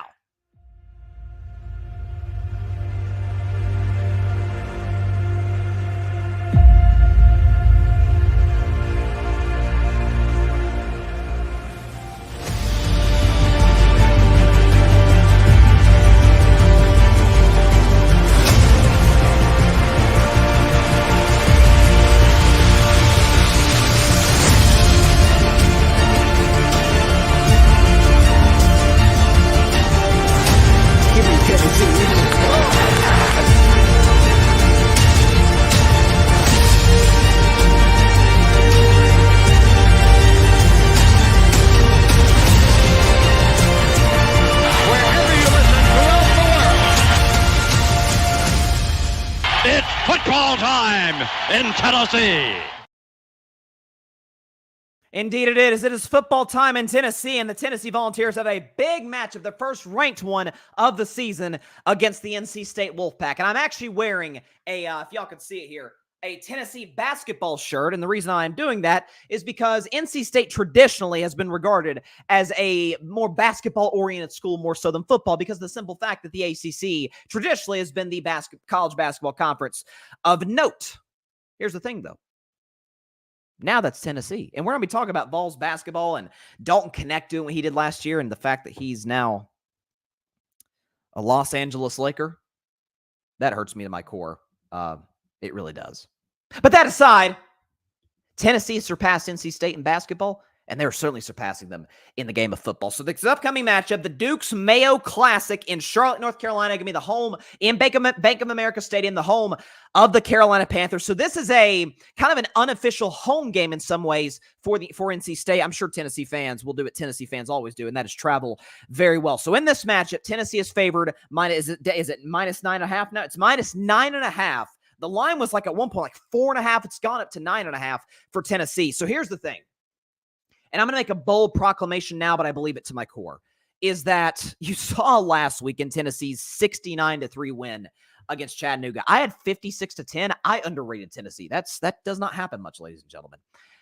But Nico Iamaleava You better learn to remember that name and learn how to pronounce his full name, his last name, everything. Because against Chattanooga, not only does he go 22 of 28, 314 yards, 3 touchdowns in the first half, not only that, did you see some of those throws that he made? We can't show it here on YouTube because of some copyright reasons, but go look up Nico Iamaleava. See, I'm still learning how to say his name. On YouTube, highlights against Chattanooga. Some of those deep balls down the left sideline, some of those throws over the middle to guys like Brew McCoy were special. And it shows you why he was the #1 high school quarterback coming out of high school, going to the University of Tennessee. So the thing that I said about the Vols coming into this season, I had them going 10-2 and nabbing a college football playoff spot, the 9 seed to be exact. And I still feel that's about where I feel like that they'll be because the SEC is so strong. Josh Heupel, when he took over as the head coach of the Tennessee Volunteers, he had a certain type of identity offensively that he used with Hendon Hooker for 2 years. And they kind of had to change that with Joe Milton in 2023 just because of certain limitations in terms of not seeing the field as well as Hooker did, not being able to move as well as Hooker did. Monster arm. The guy, honest to God, I've said before about Joe Milton, for his flaws, I honestly think he can throw a football further than Josh Allen. And that's not shot at Allen. That's a credit to Joe Milton. The guy can absolutely throw missiles. They called him like Bazooka Joe at Tennessee. I think they still call him that now with the New England Patriots. The point of that is Josh Heupel's offense, being able to get the run the football, having the run. This is the thing about Tennessee gets misconstrued. The run sets up the pass. Being able to run the football with guys like Dylan Sampson sets up the pass game for Brew McCoy, for Squirrel White, Thornton, a bunch of other guys on that Tennessee offensive skill position group. The offensive line played well against Chattanooga, but come on, it's Chattanooga. So here's the thing about NC State. They come into this game ranked the 24th in the country. Kudos to them. In a weird ACC, they were able to take care of business against Western Carolina, 38-21. Now, 21 points to Western Carolina. It poses some questions about them defensively. Here's what's going to happen. It's 7:30 kickoff Eastern time in Charlotte, North Carolina. ESPN and ABC are going to have their #1 broadcast crew, Reese Davis, Kirk Herbstreit, and Holly Rowe on the call in Charlotte. There's going to be a lot of eyeballs on this football game. Like the big game of the weekend is obviously Texas-Michigan, which kicks off at noon. But once that game's over, once people kind of settle in, maybe if you're hosting a college football watch party, maybe order some pizza for the night. I know I certainly am. Or some wings or whatever. You're watching the sports bar, whatever the case may be. You're going to settle down once the night approaches, once 7:30 p.m. Eastern Standard Time approaches, and you're going to see this kid who wears number 8 for the University of Tennessee Volunteers. He's going to be wearing all white, the Stormtrooper uniform, which I love that. I love that Tennessee calls it that because I love Star Wars. The Stormtrooper uniform, all white, baby. White helmet, white jersey, white pants, white socks, white shoes, white everything. In terms of the uniforms that Tennessee's going to be wearing. They're going to come in looking like $1 million, and Nico Iamaleava, I'm going to say it right, Iamaleava is going to light the world on fire. He's going to throw 4 touchdown passes, and Tennessee is going to look fantastic offensively. So much so to where we're at in week 2 early this season. Nico is going to be right alongside Travis Hunter, who's phenomenal for Colorado. 1 and 2, neck and neck for the Heisman lead. Now, that means nothing in September. We're looking at the calendar today. It's September 6th, 2024. The game's going to be played on September 7th. So it doesn't mean a ton. We understand that the Heisman Trophy race, that really kind of heats up late October on. Nonetheless, from a national audience for the first time, the bowl game against Iowa is one thing. It's his first big national TV game as the bona fide starting quarterback for the Tennessee Volunteers football program. You're going to see what this kid can do. You're going to see his arm strength. You're going to see his mobility. You're going to see some of the throws that he can make over the middle, the zip that he has on that football. Not many guys I've seen in college that can make it. Caleb Williams could. Trevor Lawrence could. There's certain guys who had just monster arms could fit it into just about any window possible. This kid can. There's a reason he was #1 out of high school. There's a reason he's going to show why he's the #1 quarterback in college football at the University of Tennessee. The beauty of it is, for me and for other Vols fans, he's coming back next year. So you're going to see Nico on television playing in big games in the Southeastern Conference for the next 2 seasons. And defensively, James Pierce played, if the memory serves me correct, if my notes serve me correct, 12 snaps. Didn't play much at all. James Pierce, universally regarded as the best defensive player in college football, will potentially be the first non-quarterback selected in this upcoming NFL draft. You're going to see him turned loose by Tim Banks, the defensive coordinator for the Vols, and coming after the kid. I think McCall is the kid's name, the quarterback for NC State. He's having a long night in Charlotte, North Carolina, because the Tennessee Volunteers. Do we have the graphic right now? I think if we can get the graphic up here as quickly as possible. The Tennessee Volunteers are going to take care of business. They're going to cover the spread -9.5, and they're going to win this football game 31-20. NC State will have their moments offensively. Again, McCall's not bad. I think that's the kid's name, the quarterback for the North Carolina State Wolfpack. Is it McCall? Is that his name? Grayson McCall. Nice player. But he's no Nico Iamaleava. Tennessee wins this game, starts 2-0, and just moves on up, just like the Jeffersons, moving on up in those rankings, and will make his first Heisman statement of the year. We will not look back at this game and say, oh, that's his Heisman moment. That would have to come against an Alabama, dare I say, and I don't, by the way, not yet, but against Georgia, the big Heisman moment, potentially against Oklahoma in a couple of weeks, who knows? It won't be his Heisman moment that we'll see in Charlotte, North Carolina, but what we're going to see from Nico against a much better defense, obviously, than what he faced last week in Chattanooga, is the different types of throws that he can make that blows. The NFL scouts are going to be watching this. Josh Heupel's going to have all the calls, all the calls ready to go. The run game's going to be strong with Dylan Sampson, my man, physical runner in between the tackles. Does not stop until the whistle blows. Nico's going to make a Heisman statement, his first one of the season. So that is it for this week's edition of the Vol View. Tennessee, can we put up the score one more time? Tennessee 31, NC State 20. Volunteers start 2-0. That is it for this week's edition of the Vol View.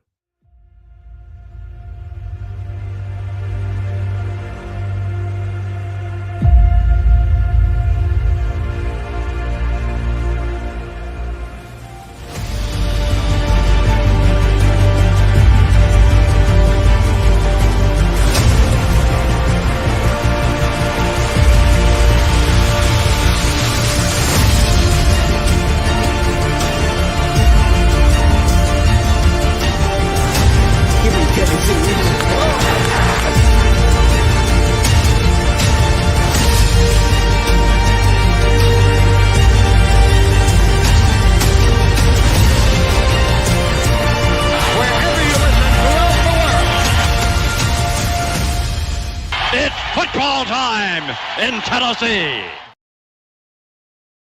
Never gets old. I know I sound like a broken record, but hearing the voice of the late great John Ward, it's football time in Tennessee. That does not get old. Let's see. Patrick's got a good question. Your thoughts on Vanderbilt upsetting Virginia Tech last weekend? I did see that. I was kind of flipping back and forth. I was watching on like the quad screen on YouTube TV, watching all these college football games. I had the Tennessee game on in one corner, but the Vandy Virginia Tech game in another corner. And that was, I don't want to say shocking, because a lot of folks liked, not just a lot of folks, there were some folks that picked Virginia Tech to win the ACC. My takeaway was I don't think their roster top to bottom is close to as good as Miami's, who was my pick to win the ACC, as good as Clemson's, despite some clear limitations with Clemson, the fact that they will not use the transfer portal or utilize NIL to the way that other programs do. I've been critical of Dabo Swinney. I will be once again this season. And Florida State, on paper, is a better roster, but gee whiz, not to take a shot at your team, Patrick, but oh my God. 0-2 with losses. Georgia Tech might be better than we thought, but to Georgia Tech and Boston College? Eesh. But either way, Vandy is at the cellar of the SEC, and they knocked off a team that folks think could win the ACC in Virginia Tech. That's the SEC, man. As they say it, well, it just means more.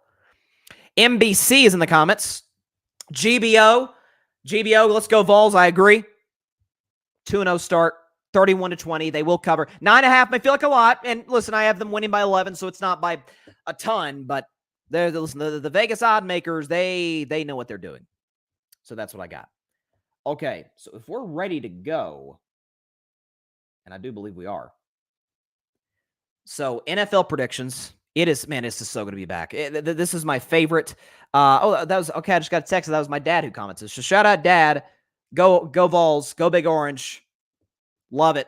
Listen, I born and raised a Tennessee fan. Okay, this is I bleed orange and white. It may sound somewhat cliche or corny or whatever, but honest to God, this, like, if you're not a Tennessee fan in the Carver household, you might as well leave. I mean, that's just no other way around it. Come on, love the Vols, love them.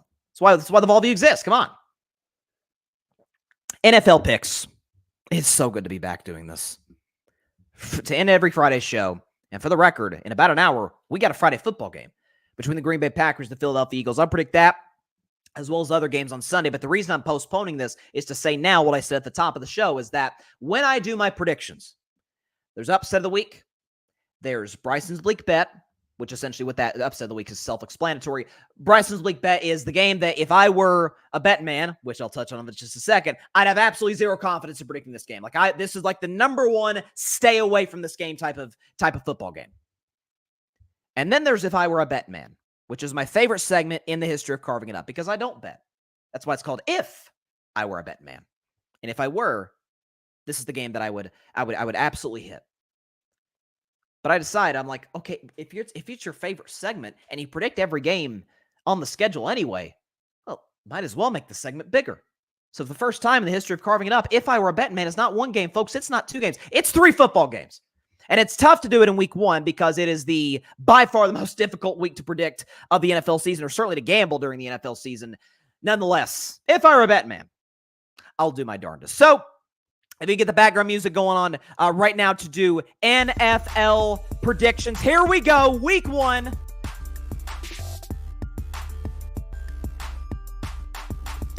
We will start with our first one, and it's only fitting that in a segment we're going to have 3 If I Were a Bettin Mans. We start with Bettin Man. If I Were a Bettin Man, I'm taking a good, long, hard look at tonight's matchup between the Green Bay Packers and the Philadelphia Eagles, and I say, man, Philadelphia -2.5. Philadelphia favored by 2.5 points. This is a neutral site game. It's in Brazil.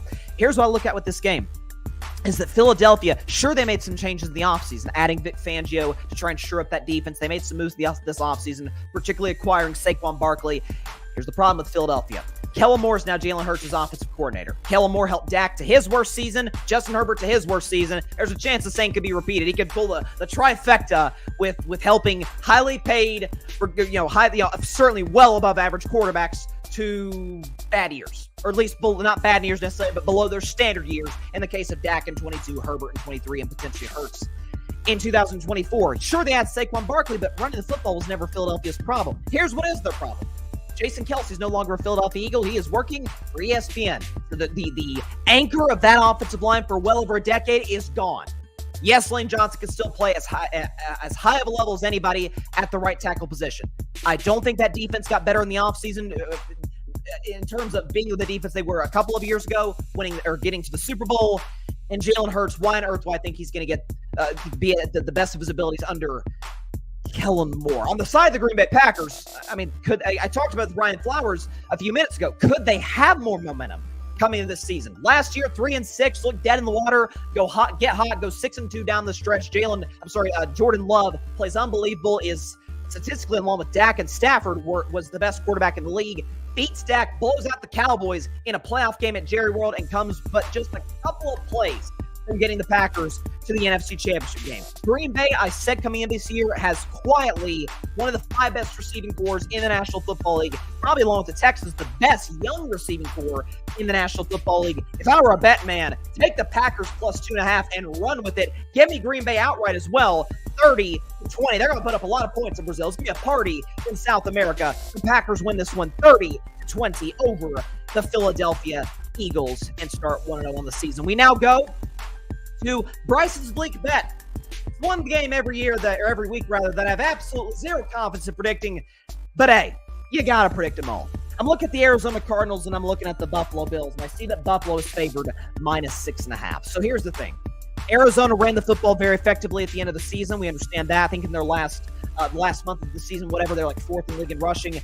They also struggled to stop the run. And to the credit of the Buffalo Bills, to the credit of Joe Brady, at the time the interim OC, now the full-time OC with Josh Allen, they found an identity. They found that running the football with an improved offensive line with James Cook takes a lot of the heat off Josh Allen, takes a lot of his play so he can still be able to play his best game. Arizona's running defense is not very good. The running offense is. Here's the thing about Buffalo. Josh Allen, we know who he is. He's a top 5 quarterback in the league. Certainly not Mahomes. I hate that he's put in the same conversations as Mahomes. Talked about that before. He's still fantastic. Yes, they lose Stephon Diggs, but look at Stephon Diggs' stats at the end of last season when the Bills went on that 5-game winning streak to make the playoffs after the change at OC. Stephon Diggs was kind of a role player in some respects to that Buffalo Bills offense. They draft Keon Coleman. He's an unknown commodity at this point. We'll see what he's able to produce and put on the field. There's a lot of folks in Buffalo that like him. They have arguably the best tight end duo in the NFL in Dalton Kincaid and Dawson Knox. I love Kincaid. I think he's got monster potential. James Cook, the running game, the offensive line. I really like what Buffalo has this season. Not as a title contender, but I think that Buffalo is being a little bit underrated by the national media, and Arizona is...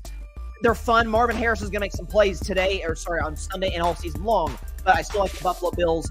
I'll take them very hesitantly. -6.5. I'll take Buffalo -6.5, and they win the game 27-20. This is that one game where if I'm coming in on Monday talking about an Arizona Cardinals upset, won't be shocked in the slightest. So Bryce's league bet, take the Buffalo Bills, -6.5. Buffalo wins 27-20. Moving on now to the New England Patriots and the Cincinnati Bengals. This is our biggest point spread of week 1. Bengals are favored -8.5 against New England. This is a weird one. We know the Bengals over the course of the last couple of seasons certainly get off to really, really slow starts. 2022, they start 0-2. The same could be said about them a year ago. Here's the difference, though. In both of those instances, Joe Burrow came into the season injured. He had the appendectomy in 2022. I believe the appendectomy was 2022. And then a year ago, obviously, he had the calf injury, which for reasons unknown to me, Bengals didn't take seriously enough to sit him for the first part of the season, let him get healthy in September, not December when the games really matter. And he ends up getting hurt. It was an unrelated injury, obviously, but gets hurt mid-season. Joe Burrow's a man on a mission. He's one to prove once again that he is the number 1 rival to Patrick Mahomes in the AFC and in the National Football League as being the second best quarterback. Jamar Chase is going to play. The holdout is over, at least up until next offseason, but Jamar Chase is going to be there ready to go. T. Higgins, though, likely not, is almost certainly going to miss this football game with an injury as well. So for New England on their side, they have, I think, far and away the least talented offensive football. The O-line's bad, the receiving core's bad, the running game, Ramondre Stevenson's fine, but if Ramondre Stevenson's your best offensive player, you're in some really, really, really big trouble. Sherrod Mayo, I'm pulling for him. He's a Tennessee guy. Go Vols. Replacing Bill Belichick. If Drake May were playing, because Drake May certainly has a higher upside than Jacoby Brissett does at this stage of his career, I'd give him a shot to cover at least, but I just don't believe in them going into Cincinnati with that limited a receiving group and skill position group in general. Give me the Bengals to win this game 23-10. And Cincinnati's going to kind of look a little rusty as they tend to look early in the season, but given the fact that they're playing arguably the worst team in the National Football League, I think they'll win this one, pull it out 23-10 over the New England Patriots. Moving on to the Meadowlands, Minnesota Vikings, New York Giants. This was almost Bryson Bleak bet. I decided to go with the Cardinals because there's a sneaky upset potential right there. So Minnesota has, we know, limitations at the quarterback position with Sam Darnold. I think they would have had limitations with J.J. McCarthy. I don't really buy him. We'll see next year. Justin Jefferson is the best receiver in the game. Jordan Addison is a great number 2. We know that obviously Hawkinson has dealt with injuries. They have Aaron Jones from the Green Bay Packers at the running back position. This is a game that a lot of folks, myself included, kind of, if I were a betting man, stay away from and kind of look at it and say, I don't know about. What it comes down to is this. Daniel Jones is terrible, as a starter at least. Daniel Jones is kind of that low-end starter, high-end backup. I'm starting to think Daniel Jones is a backup at this stage. If he can't be successful long-term with Brian Dable, I think Brian Dable is one of the most brilliant offensive minds in the sport. That's gonna really hurt Daniel Jones' career. Listen, they drafted Malik Neighbors. They have Jalen Hyatt. They have weapons. The interior and by the way, the entire defensive line in general is really, really good. It's really talented.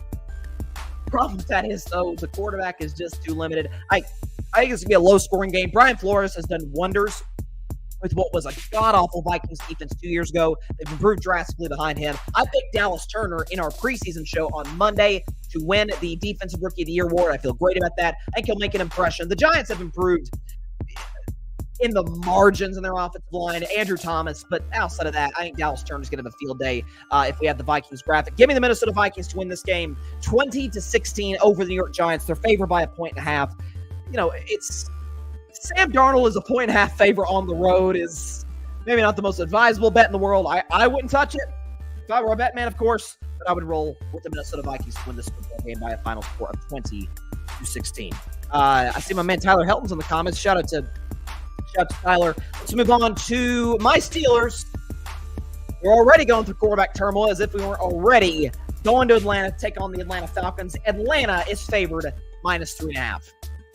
I don't think Russell Wilson's going to play. The calf tightened up in practice on Thursday with the same calf injury that he dealt with during training camp. It's almost certainly going to be Justin Fields at quarterback for the Pittsburgh Steelers. And I saw earlier today on ESPN, Dan Orlovsky, who I disagree with on a lot in terms of his Dak Prescott analysis, but does a fantastic job at the network. Dan's a great guy, does great stuff at ESPN. But he said, and I agree with him, this is potentially the biggest star of Justin Fields' career. This is an opportunity for Justin Fields. We know Russell Wilson's getting older, and everybody in Pittsburgh, Mike Tomlin himself, knows Russell Wilson's not the long-term answer, if nothing else just because of age, but also, of course, because of declining abilities and the fact that he's 36 years old. Justin Fields is not 36 years old. He's young. The upside's there. The footwork leaves a lot to be desired, as well as the decision-making throwing the football. This is an Atlanta defense. Added Matthew Judon, added Justin Simmons, got a lot better in the offseason. We understand Raheem Morris, defensive guy, as their new head coach, is in there to ensure that they slide the ball up. Adding Kirk Cousins, being able to get the ball to these playmakers is going to be huge for Pittsburgh. I'm sorry, for Atlanta, rather. Here's the thing. This feels like one of those classic organizational type games for the Steelers in that Atlanta is more talented on the offensive side of the ball, and they're certainly Kirk Cousins has his weaknesses, certainly better at quarterback. Kirk's a better throw the football than Justin Fields. He's more consistent in Fields, better decision maker. Yes, he's coming off an Achilles, but it's not like Aaron Rodgers coming off an Achilles at almost 41 years of age. This feels like a very Arthur Smith, by the way, kind of a revenge game for him. Arthur Smith, the new OC for the Steelers, who's a much better OC than he is a head coach. This, to me, feels like a George Pickens legacy game to a certain degree. I think George Pickens is going to go crazy. I think the Steelers are going to play kind of like a ball control, keep the ball out of the hands of the Atlanta Falcons, beat them in time of possession, limit the mistakes, like put Justin Fields in a position where he really was in Chicago, be a classic game manager type quarterback. And that is why, yes, hesitantly, but I'm going to roll with my Pittsburgh Steelers to start the season 1-0. Yes, take the Steelers +3.5 and take them outright to cover -3.5 or +3.5. Give me Pittsburgh 23-20 over the Atlanta Falcons. It's a weird game. It's not one that I advise folks to bet on. But again, Atlanta's trying to work out the kinks. Kirk didn't really get a lot of action in the preseason. Raheem Morris, first year as a head coach, whereas Mike Tomlin, the organizational stability is there. The foundation's there in Pittsburgh. They know who they are. They know what they want to do. And they know they want to sign Dak Prescott in 2025. And I keep putting that out there because I think it's going to happen. Steelers win this one 23-20 over the Atlanta Falcons. All right, let's move on to the Tennessee Titans and the Chicago Bears in Chi-Town in the Windy City. Chicago's favored in this game -3.5. So if this were, I'll say on the outset of this, if this were Chicago -4.5, I'd take Tennessee in the point. Chicago is obviously the first game of the Caleb Williams era. Longtime listeners of Carving It Up know how I feel about Caleb. I think he is one of the most talented quarterbacks, the most gifted quarterbacks, A+ at almost everything that I've ever seen coming out of college. He's awesome. And Chicago, by the way, this is not a classic number one quarterback going to the worst situation of the league. Quite the contrary. Chicago they already had DJ Moore, but they added DeAndre Swift. They added Roma Dunze right after Caleb Williams in the 2024 draft. They add Keenan Allen, who's a great veteran receiver, had an excellent season last season with the Los Angeles Chargers. Defensively, Matty Eberflus, I have questions about him as a head coach long-term, but he certainly got the defensive side of the ball right with guys like Jalen Johnson and guys like Montez Sweat. They're able to get to in the case of Sweat, get to the quarterback, stop the run. For Tennessee, first game in the Callahan era as a head coach. They've got Will Levis, who I have major questions about from a consistency basis. Tennessee, you cannot deny Tennessee got better in the offseason, adding L'Jarius Sneed, arguably the best corner in the sport, up there with guys like Patrick Stan and Jalen Ramsey, up there as one of the best corners. They added him from the world champion Kansas City Chiefs. Offensively, they already had D-Hop. They added Tyler Boyd. And they added Calvin Ridley. So they got better. The pieces are around Will Levis to succeed, and credit to the Titans for doing what a lot of organizations don't do. Cowboys, if they have questions about their guy, they're going to load up the roster as much as they can. See who was able to produce for them. Again, rookie quarterback starts don't tend to go in the rookie's favor, as you're about to find out with one of my If I Were a Bettin Man games later on in the segment, in the show. I'm going to go with the Chicago Bears. I just think they have a talent advantage over Tennessee. They barely cover. Take the Bears minus 3.5, 24-20. Again, there's still some kinks to work out. And the Caleb Williams you see on Sunday will not be the Caleb Williams you see on Sundays in December and in January, because I think the Bears are going to be a playoff team. I think by the end of the year, he's the no-doubt runaway offensive rookie of the year. And by the way, look at C.J. Stroud's numbers a year ago in his opener against the Baltimore Ravens. Yes, it's a different challenge than the Titans at home, but C.J. Stroud did not play very well against Baltimore in that game and ends up winning offensive rookie of the year, rightfully so. Give me the Bears 24-20. Tyler Helton in the comments. Xavier Worthy is him. That is a fact. Xavier Worthy is listen, his speedster, and the Chiefs and Andy Reid are going to know how to use him in the right form and fashion. It is now time for my upset of the week. Give me the Carolina Panthers over the New Orleans Saints, 26-22. Obviously, Carolina +4. Panthers to win this thing outright in the Superdome, the home of Super Bowl 59. Obviously, the Carolina Panthers aren't going to come anywhere near Super Bowl 59. So this goes back to my preseason predictions on Monday. I think this has the potential to be an absolutely disastrous season for the Saints, and frankly, I think that's what it's going to be. Derek Carr has regressed. I've been a Derek Carr guy for a while. Still love him as a human being. Don't love him as a quarterback. I certainly don't like Dennis Allen as a head coach. I think now that Brandon Staley's gone, he's the worst head coach in the National Football League. The Saints are getting older, paying a lot of guys money that really only should have been spent about 4 or 5 years ago when Drew Brees was at the end of his career. The Saints were a true solid contender with Sean Payton at head coach. Here's what's up with Carolina. So their win total, over-under win total coming in the season was like 4.5. Over-under 4.5. I would have smashed the over. I have the Carolina Panthers winning 5 games this year. They added some wide receivers. We know the kid, the Southern kid, Xavier Leggetti, who's become like an internet sensation for his accent. Seemed like a really, really good dude. And is a really nice player in college. I think he's going to make an impact with the Panthers. The key is a man by the name of Dave Canales. He was the offensive coordinator back in Seattle when Geno Smith was there. Helped revitalize his career. Goes to the Tampa Bay Buccaneers. Baker Mayfield helps revitalize his career. Now he's the head coach of the Carolina Panthers. I think he's going to revitalize Bryce Young's career into being the best version of what he can be given what's around him. I don't think Carolina's very well run at all. I think they have the worst owner in the sport in David Tepper. That said, they improved their receiving core. The Saints are clearly regressing. It's certainly not, this isn't disrespect to the fans, it's just because the energy is just not there in New Orleans anymore. It's not the same home field advantage that it was in the Brees Payton era. So, with that all said, give me the Carolina Panthers in the upset of the week to start 1-0. Carolina won't be last place in the NFC South. That's going to be the Saints. I'm telling y'all right now. Carolina 26, Saints 22. There you go. Next matchup, it's a battle of 2 of the Florida teams. Jacksonville Jaguars, Miami Dolphins from South Beach. Miami is a 3.5-point favorite in this game. Here's what I feel confident about, is that we're going to see a lot of points. We understand what Miami is in the offensive side of the ball. It's a team completely, listen, say what you want about the Dolphins and they have their flaws. They have an identity, and we're just going to outrun you. We are just going to be the fastest team in the NFL. Tyreek Hill, Jalen Waddle, Raheem Mostert, and by the way, they drafted my man out of the University of Tennessee, Jalen Wright, go Vols, who can absolutely, saw it in person, live when he gets in the open field. He had a 75-yard rush touchdown the first play of the game against Georgia in a game last season at Eagle Stadium that I was there for. The place was going crazy. He's a Miami Dolphin now. That's their identity in Miami. They're going to score a lot of points on a Jacksonville defense where I have a lot of questions about their secondary. Not their interior, their defensive line. I actually think they got a lot better, but their secondary is not great. For Jacksonville, I think this could be the best year of Trevor Lawrence's career. I think it's going to be the most games he's ever won, 10. I think the Jags are a playoff team coming in second to the Houston Texans and challenging them for the AFC South crown. They add Brian Thomas, receiver out of LSU.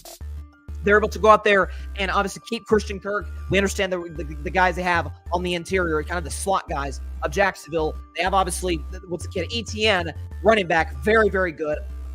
Jacksonville's got an offensive line that certainly is not putrid. It's really good in the run block game, and it's a prove it year for Trevor. Listen, I've been a Trevor Lawrence supporter, defender, loyalist, whatever you want to call me. I love Trevor Lawrence and what he brings to the table just in terms of raw athletic talent at the quarterback position, especially the fact that he's paired with Doug Peterson, who I think is a brilliant head coach. This is a prove it year for Trevor. prove a year for Doug Peterson. I ain't there to get the job done. I'm going to take the Jacksonville Jaguars to win this thing outright. Take Jacksonville plus 3.5 to win this game in Miami. They match up well against the Dolphins. A lot of points here, 31-28. I love Jacksonville's receiving core. I think Brian Thomas Jr.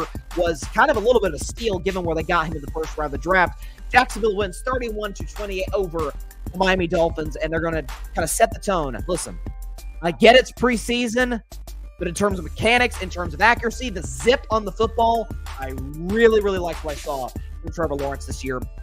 So this year in the preseason. And frankly, again, do I have to say it once again?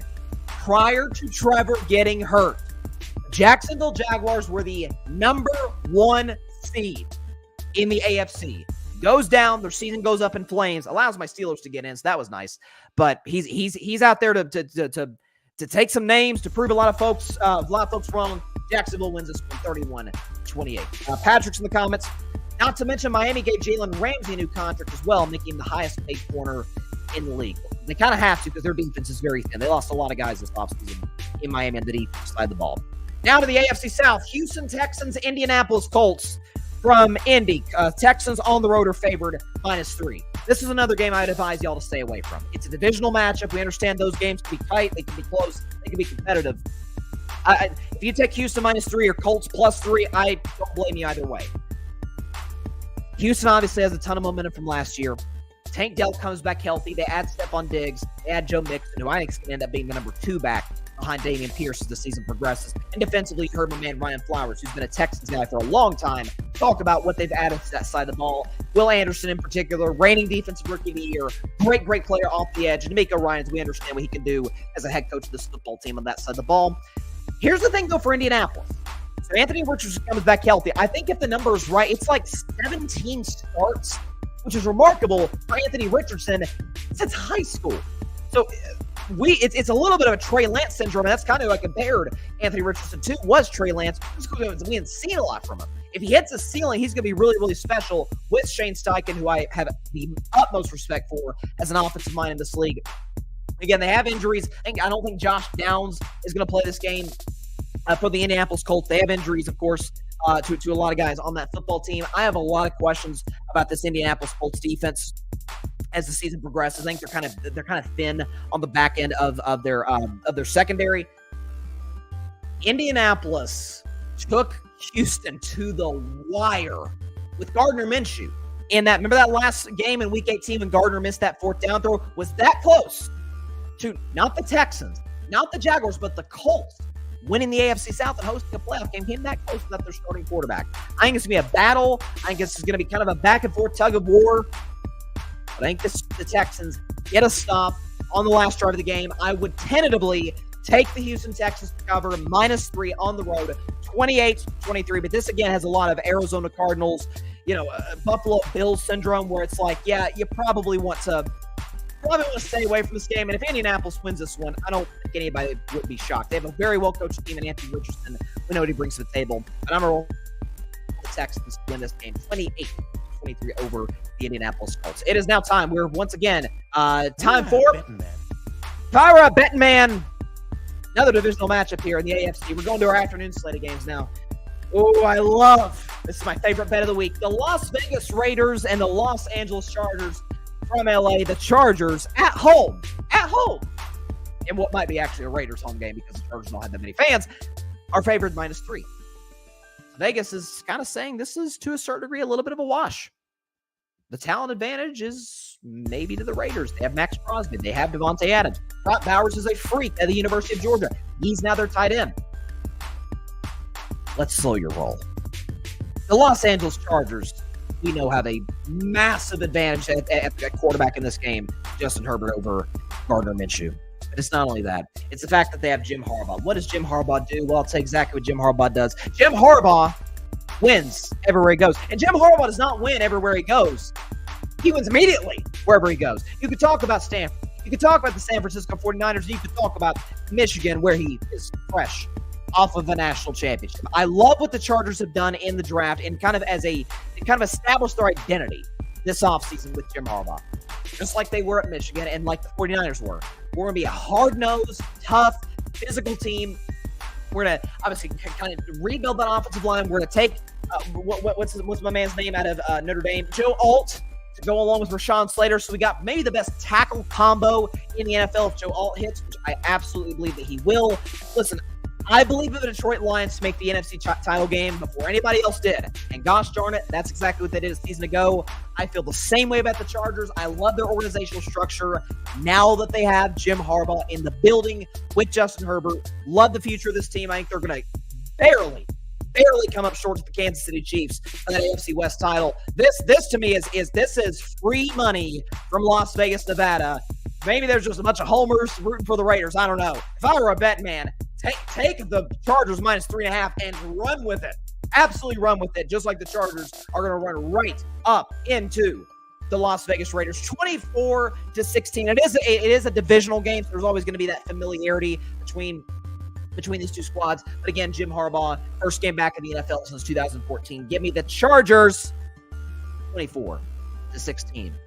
We're back to it. Once again, We're a betting man. if I were a betting man, the last one of the day, I would take a good hard look at a Super Bowl 48 rematch. The Denver Broncos and the Seattle Seahawks from Seattle. Since the Seahawks are favored -6. Love Seattle in this spot, and here's why. I saw this stat today. Rookie quarterbacks on the road making their first start. Ready for this? The team scores about 18 points per game. I like Bo Nix so long as he's tied to Sean Payton.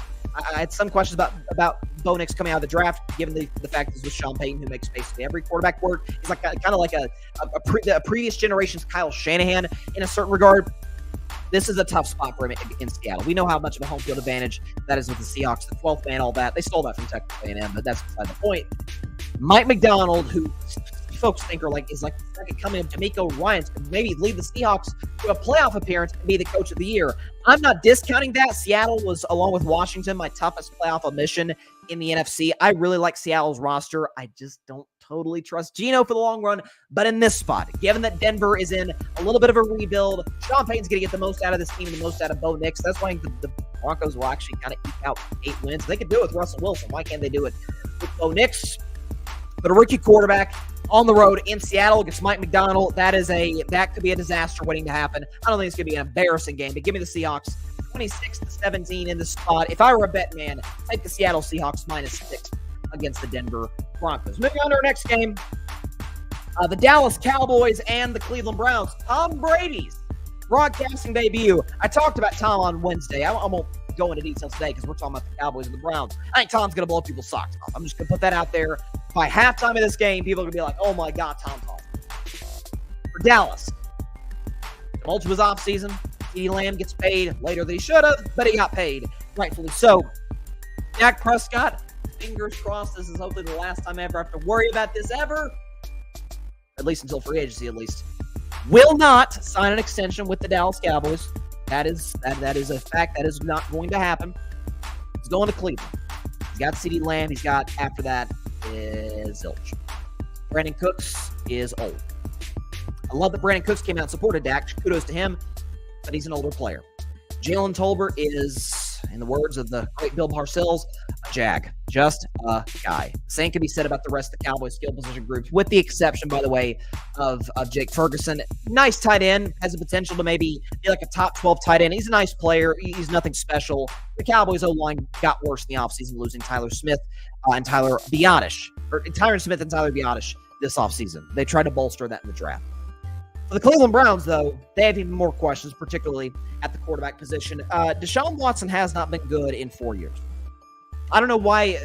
Folks who believe in the Browns, I can't totally get their way of thinking, their logic, and that Deshaun Watson at 4 years after being a great quarterback, didn't play in 21, barely played in 22 and wasn't very good, didn't play a ton last year, has an injury risk throughout his career going back to Houston, was not good at all, save for like 2 starts against the Cardinals and against, I think it was the Ravens. He had an impressive win in Baltimore, but that's about all we have from Deshaun Watson. They have injuries to their running game, injuries to their offensive line. Defensively, they'll be strong. I think this is going to be a classic. It's in Cleveland. We understand that that's kind of, they call themselves, the dog pound. That's Georgia. He's still left the University of Georgia. Okay, let's just get that straight. But with that all said, it A hard-nosed, rough and tumble, low-scoring game. Dallas, beyond Dak and CD, is severely limited on offense. Myles Garrett could have a field day in this game. If he has 3 sacks, I won't be shocked. But on the other side, I believe the Browns have a rookie tackle going against Micah Parsons. Micah Parsons could have an absolute field day. We know Micah Parsons balls out in September and October and March and November. Thanksgiving on, he disappears, but it's not Thanksgiving.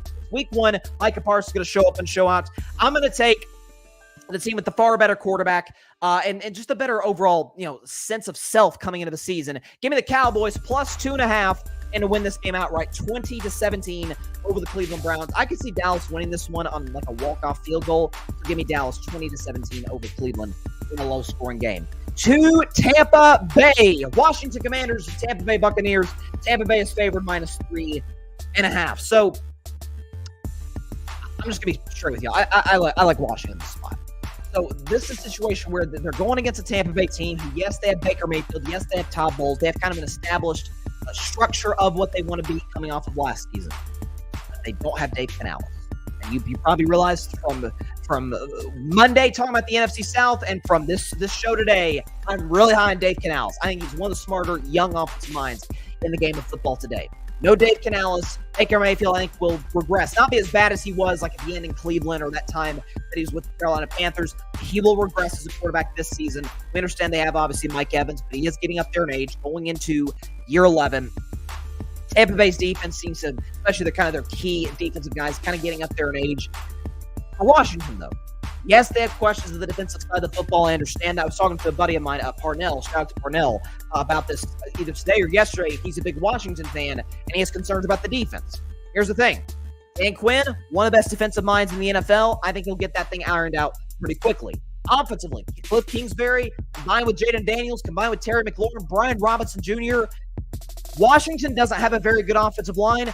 Fortunately for them, Sam Howell, God bless him, he can't move like Jaden Daniels can move. Jaden Daniels is going to have to play a little bit of the role that Kyler Murray played his rookie year, having to move a lot, having to run quite a bit, and I think he's going to be capable of doing that. I think the Commanders go into Tampa Bay, beat the Buccaneers. I don't think Tampa's going to be that good this year. I think Washington is a team that could be in the playoff hunt come week 17, week 18. Commanders win, take them plus 3.5, and to win this one outright, 21-20. I thought about actually taking Washington to be second in the NFC East to Dallas, but I thought against it. Last game that I'll predict Jets-Niners come Monday before that Monday night matchup. Los Angeles Rams, Detroit Lions. So here's what we got. Los Angeles is the Rams. The Lions are a 4.5-point favorite in Detroit. I'm going to say this in the outset. I think this is an NFC Championship Game preview. I think these are the two best teams in the conference, or at least they will be by the end of the season. Lions will be the 1 seed. Rams will be the 2 seed. So we know this game a year ago was razor thin. The Rams, I believe, did end up covering in this game. So Matthew Stafford's coming back to Detroit. This is his first regular season game against the Lions. That's going to be key. That's going to be kind of a story to watch. We know that. Puka Nacua is going to be the offensive player of the year. I think the kid is special. Cooper Kupp is still very, very productive, even at this advanced stage of his career with kind of an injury history. For Detroit, it's basically the exact same team as last year, yet they got better with some defensive acquisitions like Terry and Arnold. But also, what I'm hearing out of Detroit right now about Aiden Hutchinson, they're like, oh, he might lead the league in sacks. Like, they are blown away by what he's doing off the edge. Again, go back to what I said 2.5 years ago when he was drafted. I thought he should have been the clear number 1 pick of the Jacksonville Jaguars. The Lions, why I was correct in that. He's been great.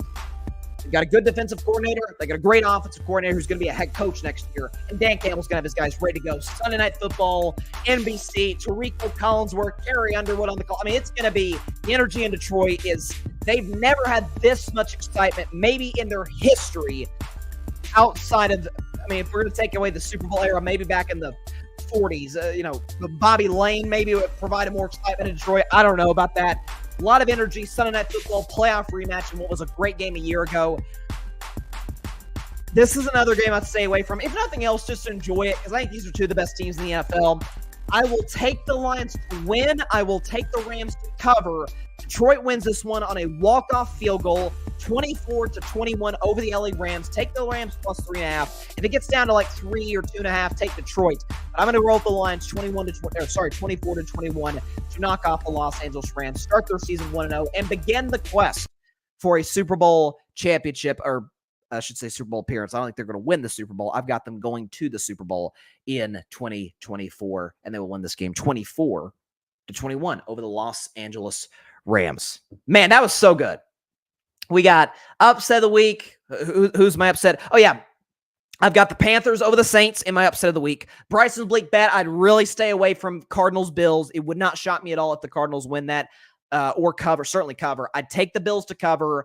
They're favored by 6.5. I'd take them by 7. In terms of the if I were a Bettin Man games, give me the Packers plus 2.5 against Philadelphia. Give me the, what was the other game I had? Oh, yeah. Give me the, do we have it on the list here? I think give me the Chargers -3 to win 24-16 over the Las Vegas Raiders. And finally, give me the Seahawks -6. It's a lot. I get that, but it's a rookie quarterback on the road in Seattle. Definitely roll with the Seahawks and Mike McDonald to get the job done against the Denver Broncos. So there you go. Definitely upload all this to YouTube. My key picks, especially upset, or if I were a bet man, very, very excited to get those out there for y'all to check out. So with that said, that is all the time we have for today's show. Appreciate everybody stopping by as always. Shout out to Ryan Flowers, host of Clutch Sports Talk, host of a brand new show coming to the Grid Network on Tuesdays and on Wednesdays. Check him out. Follow him on Instagram. All that in a bag of chips. He's the best in the business at breaking down the game of football. Follow him on social media. Subscribe to his YouTube channel as well. Appreciate having him on as always. Great guy. Great friend of mine. Love the guy. He's the best. So shout out to Ryan. Appreciate everybody stopping by as always. Be sure to catch Carving Up Live on Monday. Boy, what a Monday that will be at 6 p.m. Eastern, 3 p.m. Pacific time right here on Facebook, as well as the Carving It Up YouTube channel and the Grid Network YouTube channel. Of course, be sure to like, share, comment, and please take 2 seconds out of your day. Hit that big red subscribe button down there. It helps the channel grow exponentially. We are on the road. The goal, at least, is to get to 5,000 subscribers. That is the goal. That is the objective. So if you have not subscribed, hey, just takes a couple seconds, 2 seconds. Hit that red button that says subscribe down there and hit the notification bell as well. And boom. Not only you subscribe to Carving It Up and part of the Carving It Up family, but you get notified anytime we put new content out there. So that's great. You can get notified anytime we're putting some new stuff out there for y'all to consume and to react to. And we appreciate you if you do. If you have already subscribed to Carving Up Live, we appreciate it. It means everything to me, to everybody involved with the show. Please tell everybody you know about the show. Tell your friends about the show. Tell your family about Carving Up Live. Just tell everybody you know, except for your sleeping cat. Nealon, you've got to move away from cars, buddy. I love you, and you got to stop being so darn stubborn. Shout out to Nealon. Of course, we named him after Neyland Stadium. He's the best. He's mischievous, but he's the best. Okay. Also, almost forgot, just as importantly, be sure to go subscribe to the Grid Network. That is GRYD, the Grid Podcast Network, right here on YouTube and on Twitter and on Facebook and TikTok and everywhere that you get your podcast. You don't get your podcast on TikTok necessarily. You do get them on Spotify, Apple Podcasts, iHeartRadio, any and everywhere that you get your favorite podcasts. You could check us out at The Grid. I'm at The Grid. Ryan's at The Grid. We got a lot of great content creators at The Grid Network, so please check all of those guys out. Check out my man Patrick writing great articles for The Grid's website. We got a lot of momentum right now. I'll tell you that. Grid is if you don't jump on the way now, don't say we didn't tell you first, because we are breaking through in the sports media landscape. All right. I'll see you on Monday. Oh, what a football weekend. I mean, we got a game tonight. We got college football. Great games on Saturday. Tennessee's going to beat NC State 31-20. By the way, I also got Texas beating Michigan as well. I'm going to put that out there. And we got a day chock full of football from 1 o'clock Eastern time, at least from 1 o'clock to like 11:30. I mean, it does. And by the way, and then we've got a game on Monday night, Jets, Niners, and the stories that are in that one. I'll break that game down on Monday's show. It doesn't get better than this. This was all about. So I will see y'all on Monday at 6 Eastern, 3 Pacific time. Please be sure to stay safe out there. Please be sure to take care of your physical as well as your mental health. And please, please, please be sure to contact your local state representatives and senators to demand change for gun violence in America. Doesn't matter where you lean, right, left, center. This is an issue that impacts every single one of us in this country on a daily basis. And especially this being an election year, this being a situation where, we elect individuals who make laws in this country. If anybody on either side of the aisle tries to gaslight you on, oh, it's not a problem. Oh, it's there's a only one solution to the problem. Both are BS. Both are not true. It's a huge problem that needs a number of nuanced solutions, and we need the right men and women in the position to make this country a safer place in regards to gun violence. We've got to address it. So I'll see y'all on Monday. Listen, I'll put this out there, biggest overreaction Mondays of the year. The Monday after Sunday's NFL Week 1 games and the Monday after the Super Bowl. I can't wait. I'll see y'all then. Stay safe out there. God bless y'all. Peace out. I think the Steelers win. I still don't feel the best about it, though. Thanks so much for watching the show on YouTube, and be sure to go click that big red subscribe button and check out the other clips and full shows from Carving It Up Live, as well as our other incredible content creators here on the Grid Network.